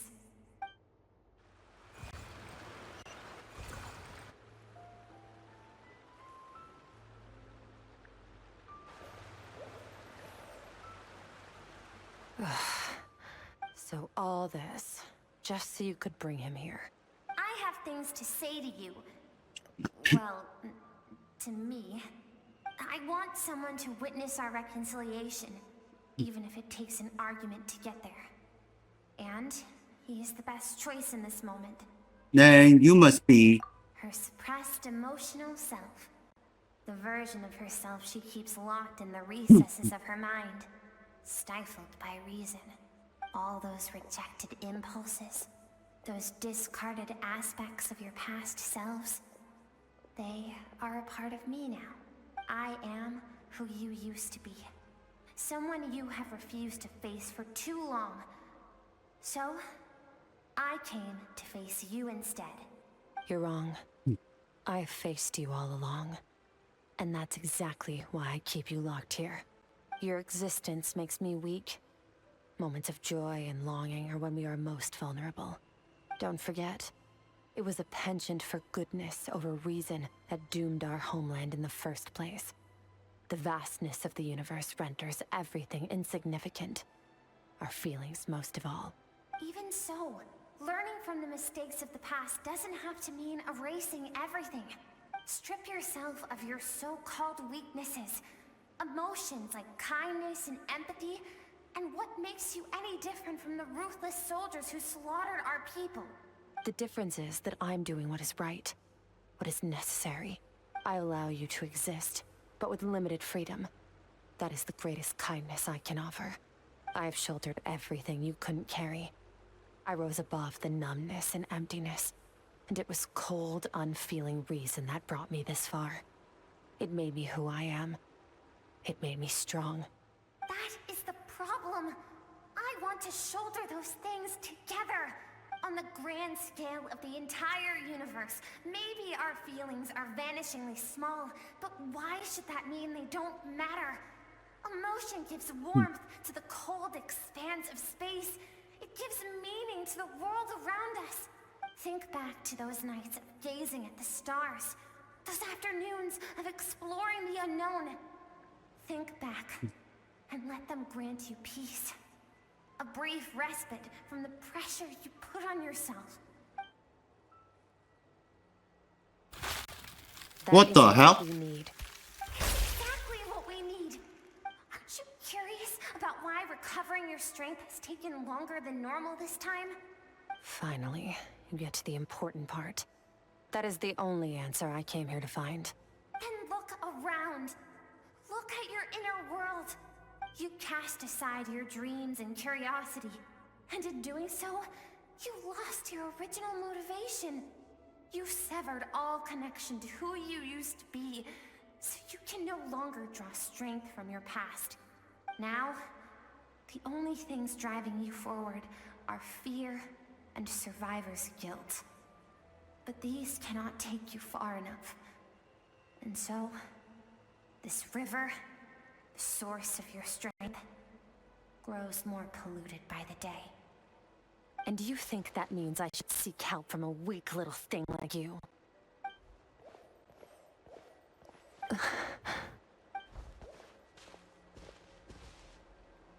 Thank you for saying that. I knew bringing you here would be the right choice.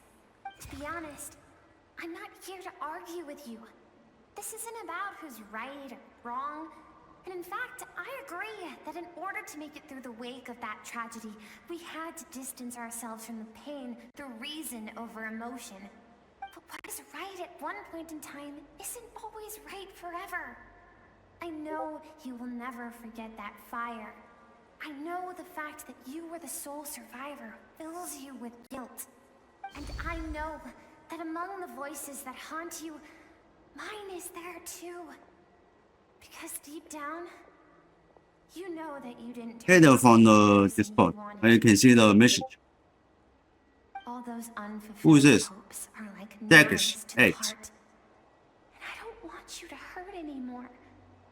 So even if you can't accept me, I hope at This Discord user has been named for joining user, I think. I keep thinking, maybe it would be better if I had died. I wouldn't be haunted by that fire all the time. I wouldn't have to go on like this.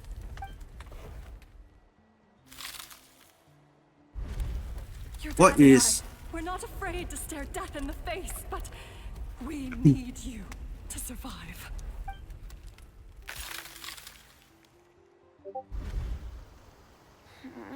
I'm sick of being a kid.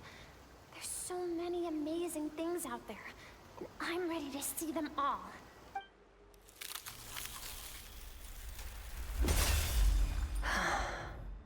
And now she's breaking. I remember.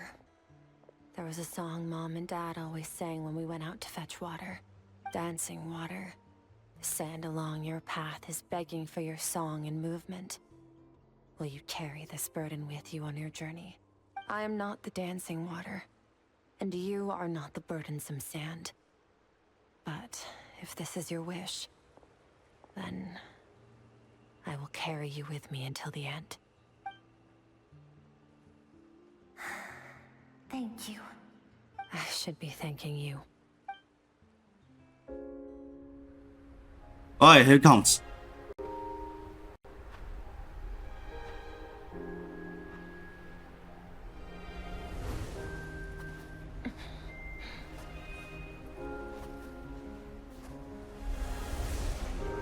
Run, Skirk, run!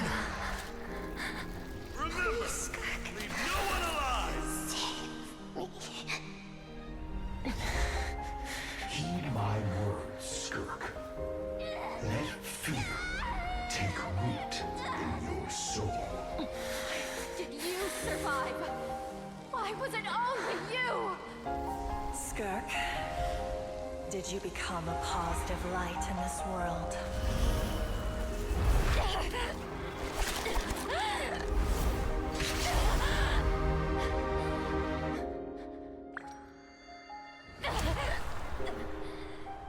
Hey, this doesn't have to be the end.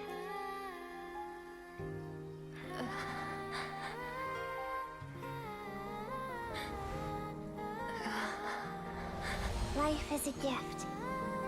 Don't let darkness claim it.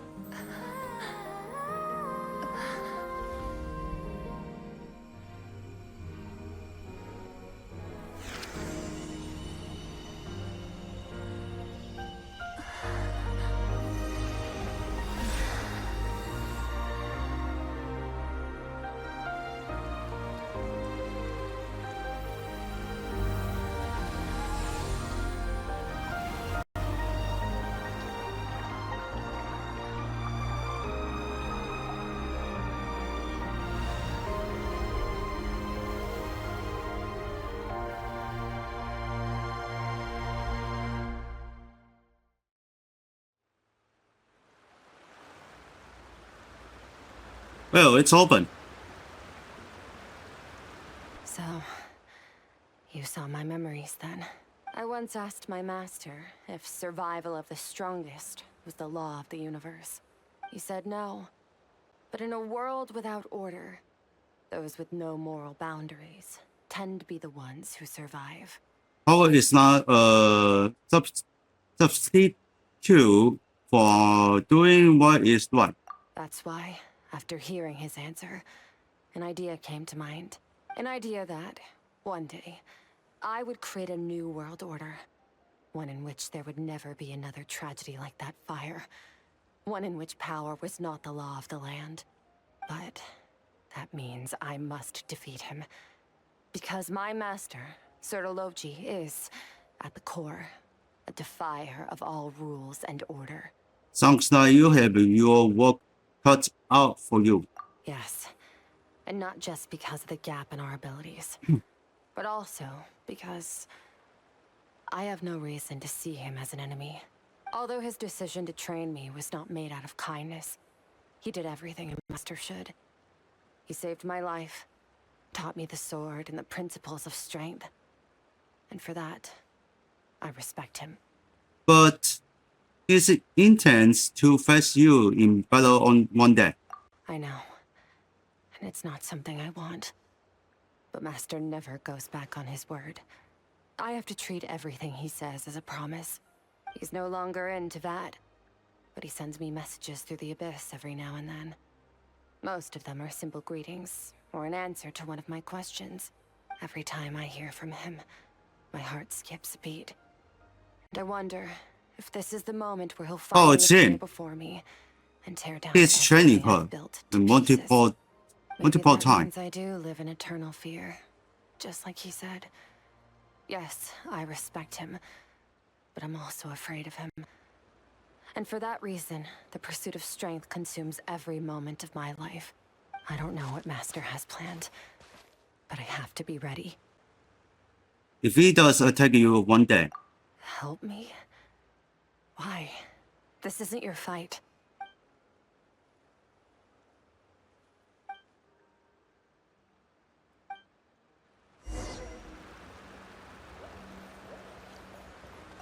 let's leave. In this place and the next trial. Oh. Oh, you're finally awake! Honestly, Paimon was gone for like 2 seconds and then she comes back and finds you both unconscious? Oh, you scared Paimon half to death. Oof. You're both okay, right? What does it look like? Looks like your strength is back. Only water from the source can cleanse the rot and filth that flows from the past into the future.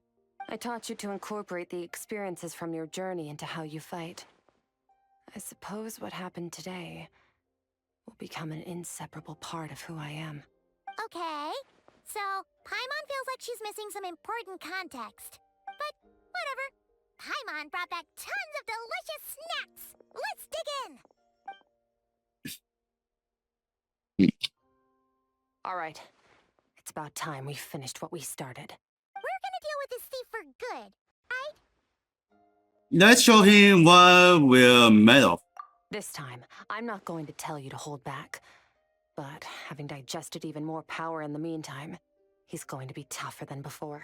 The good news is, we have no reason to pull our punches this time. So, let's go. Same place as last time.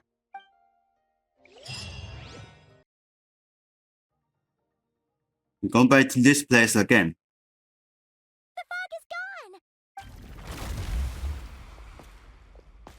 Wait, isn't that the form the all-devouring narwhal changed into? How come he knows that, too? Let's go smashed up. Really? So, you're telling Paimon that giant whale and this guy can both turn into the fowl? How does that work? It's a subconscious instinct. Any intelligent being who longs for his level of strength is bound to mimic his appearance. It's a natural response after encountering someone as powerful as Master. To them, he represents ultimate power. We know the person before us has encountered Master, and we know he stole a portion of my power. So it's not surprising that he would assume this form. Okay. Oh, the closer Paimon looks, the more intimidating it gets. Nervalette isn't here this time, so it's up to us. He won't have the nerve to steal again after we're done with him. Let's teach this guy a lesson.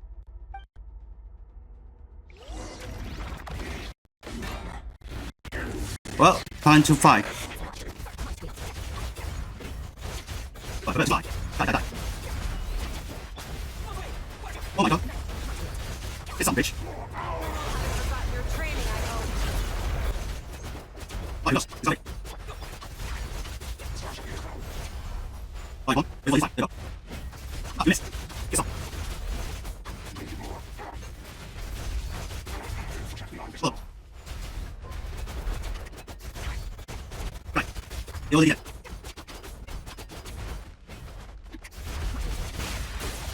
And now it's down.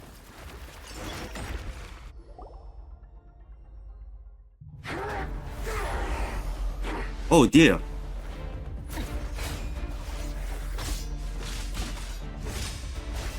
Till we once fight.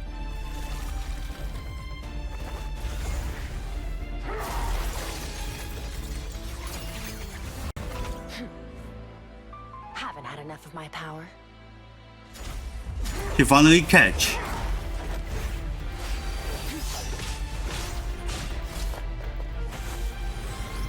Chances by Traveler. Oh, he catch it.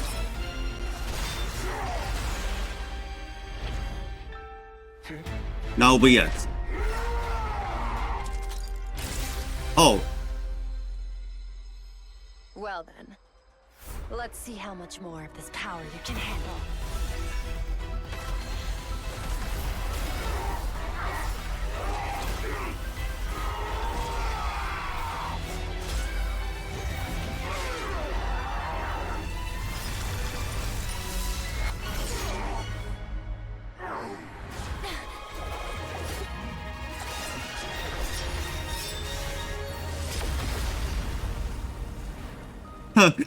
throw the sword and let him for the attention.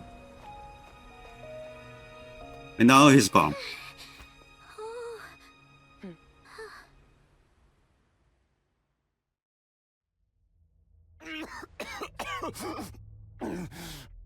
Wait, what? Well, He's... have you come to your senses? You saw that my body was at its limit. So, you deliberately channeled your power into That's how he into the... his... what's it? Armor. Such Use the keen power. battle instincts. So, you must be... Skirk, Sertologi's disciple. How long has it been? How long has he been away from Tevat? Hundreds of years. Hundreds? Oh, so long. Sorry. It's a lot to take in. I should introduce myself. I am Skofnungar, a friend of your master and one of his followers. Skofnungar? This is the first time I've heard your name, Skirk. But hundreds of years His name is anonymous because he is the Isake. and I knew you would come here. Hundreds of years ago? Sounds like you and Master have quite the history. Care to tell us about it? Of course. Might as well take advantage of a clear head while I can. The story starts a long, long time ago. I was born into a noble family in Conria. As the eldest son, I was set to inherit our title. But I contracted an incurable illness as a child, and everyone gave up on me. I trained the sword harder than anyone else, defeated all of my peers. But it was all in vain. When other people looked at me, all I saw in their eyes was pity, or a strange glee in my misfortune. Even my parents were just waiting for me to die. Over time, my heart hardened, and I became aimless. That was the point where I met your master, Sertologi. We were similar in age, but different in background. He was born in prison, the son of criminals who had been sentenced to death. He spent his childhood wandering the streets, facing more criticism than the literary works in the Universitas Magistrorum. Yet, he always wore a smile on his face, as if kindness and malice were one and the same, and he could not see the difference. I still remember what he said to me when we first met. You need to fight to survive. Even if it's a losing battle, it should light a fire under you. How can you sit back like this and go down without a fight? That does sound like something he would say. He was the first to acknowledge that I was worth something, and he inspired me to keep going. When we sparred together, it was the first time I'd actually felt the thrill of combat. When I was 10, he stole forbidden research materials and managed to cure my illness. It was like there was nothing in this world he couldn't accomplish. When it came to the human form, he was always intent on pushing the boundaries of possibility. But somewhere along the way, I fell behind. My talents were nothing compared to his. And at some point, I realized he had pulled so far ahead, I was too embarrassed to even ask him to spar. After his grand endeavor was successful, he sought me out and said to me, "This planet no longer holds anything of interest to me, so I'm leaving. But first, I have an offer. I can use a power I have just refined to break the curse of immortality for you. Your death was once what we worked so hard to prevent. But the immortality you now face is a different kind of pain altogether." I'll pass. Immortality doesn't sound so bad to me. Since I can't die, it means I have an infinite amount of time to get stronger. Maybe I'll finally catch up to you one day. And we can spar like we used to. Are you sure? I cannot say when I will return. Your body, or rather, your soul, might not be able to withstand this curse. All I can do is try. After all, a wise son once told me, people need to fight for their own survival. Wise indeed. Nevertheless, if you grow weary of the pain of immortality, and wish to experience a good sparring match before you wither away, seek out my disciple. Disciple? Never thought I'd hear that word coming from you. Nor I. But Betwixt said I was destined to find a disciple out there in the universe, and bring her to Tibet. You know as well as I, Betwixt's prophecies are never wrong.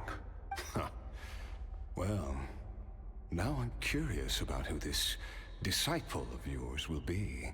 All Betwixt said was that one day, the stars shall bow in her honor.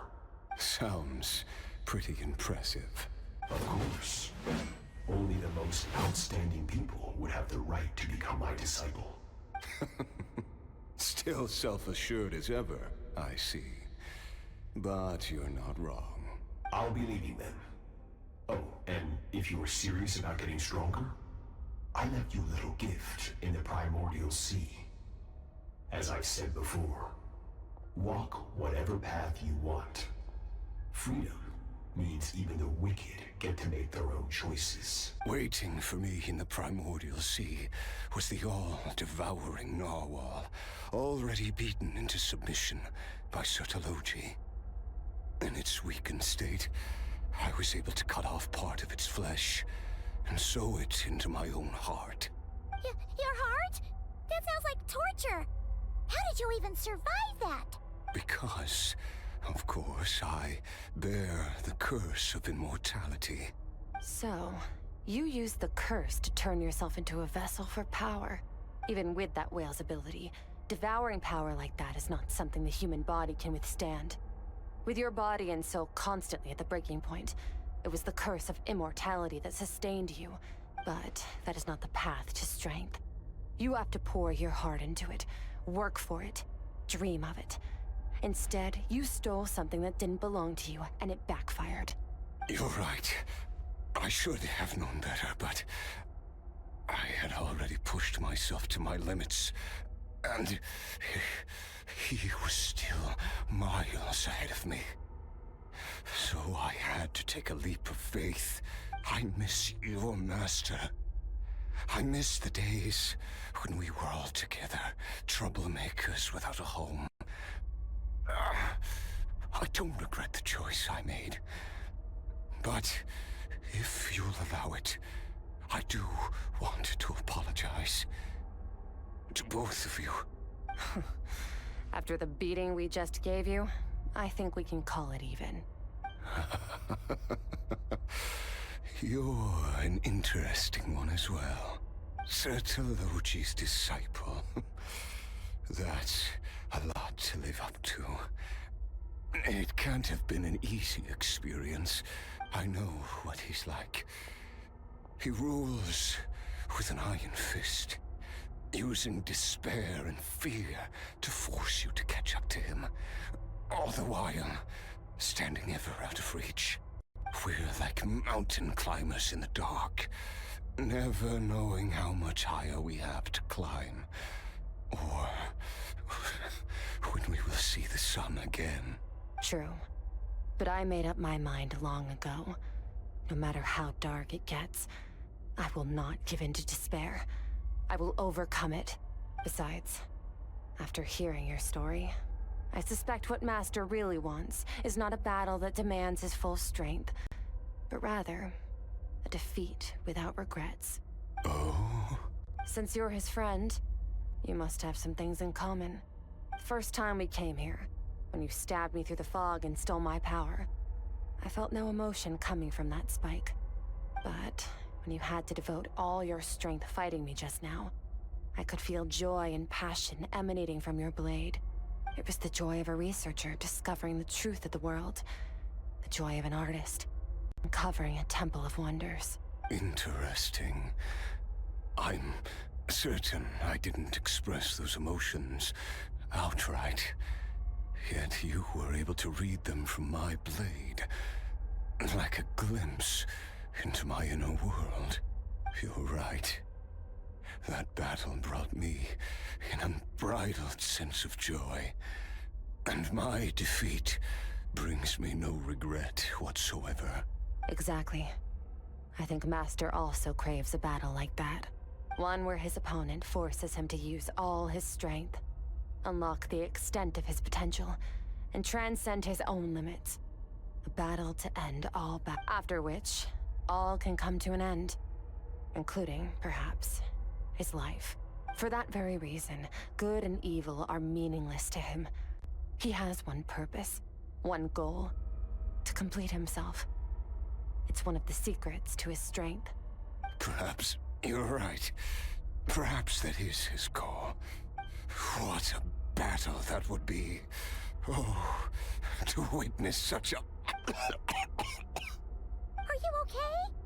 Too many different kinds of power are surging through my body. The curse of immortality allows it all to coexist, but it does not remove the pain. I won't be able to hold on to my sanity for much longer. What a shame. I would have loved to witness that battle. Sertologi once offered to free me from this curse. Now, I must ask that of you, Skirk. Can you release me from the pain? I can, but not through death, if that's what you are hoping for. It's not a suitable punishment for your crime. As an alternative, I can take your consciousness, along with all the power you've consumed, and smash it to pieces. The impurities will dissipate, and under the curse of immortality, your mind and body will regenerate. When that process is complete, you will be back to who you were before, no longer tortured by powers you can't control, but it will be a time-consuming and painful process. The decision is yours to make. I accept. And who knows? Perhaps I'll wake up in time to witness your great battle with Sertologi. I have faith that you'll be able to stand against him one day. Though I know it'll be a long and arduous road. If we are climbers in the dark, it appears the dawn has finally broken for me. But your ascent continues. At least, it looks like you are not alone on your journey. I will reach the top of this mountain, no matter what it takes. And you, Skofnunger, will be my witness at the end of all things. It's finally over. Let's get out of here. Huh! At least we don't have to make a mad dash for the exit like last time.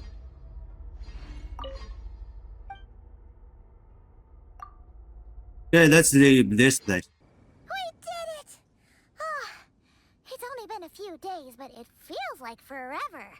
Once again, we've proved there's home. We're just that awesome. I didn't even break a sweat. Wow, you sound even more confident than usual. Guess you really have become stronger. Today sure went by fast. It's night already. Oh wait, that reminds Paimon. The stars you mentioned, the ones that died out, are they back now? Yes. The power Skofnungur stole has been returned. So, the stars have regained their light. Great! Huh, it's crazy that you even noticed their light was gone. There are so many stars in the sky. If a few disappeared, Paimon definitely wouldn't be able to tell. I suppose it's because I have gazed upon this sky for centuries. The false stars, hanging in the meticulously planned sky, glittering with rotten light. It's not real. And yet, it is for that very reason that I look upon it and enjoy the momentary peace it brings. It's beautiful. I agree. Even the most beautiful of bubbles has to burst. We will return to the real universe one day, whether of our own volition or not. Time marches ever forward. Even the innocent and naive will taste life's bitterness. Yet through hardship, we grow until we learn to seize the sand of time for ourselves and uncover our true strength. Though we gaze upon a false sky, its vastness and majesty is palpable. One can only wonder, what is it going to take for kindness to reign supreme in the vast expanse of the universe? Ugh, this is all going over Paimon's head. But if she knows one thing, it's that the Traveler always finds a way. Ever since we met, he has filled Paimon's day with happiness. No matter how tough things get, he always finds a way to make it better. If it's too big a job for one person, then we'll do it with two. And if two's still not enough, then three. We've met so many amazing friends and accomplished so many amazing things. As long as we don't give up, we can make any wish come true. I suppose when it comes to you, anything is possible. Well, I should be going. Now that my power is no longer isolated from my emotions, I need more practice to get used to it. When will we meet again? I suppose fate will decide. Maybe we'll bump into each other on the street. Or maybe we'll reunite on a different planet entirely. Regardless, reunions and partings are but passing moments. More than anything, I hope that at the end of this journey, wherever it takes us, we stand in a world reborn, without war, pain, or forced partings. One where new life can bloom, even where there was once nothing but scorched earth. For this, we must all work to become Oh, here it stronger. comes. Of course, Vesta. If that's what you You want know, to be, choose the I won't negative. object. Goodbye.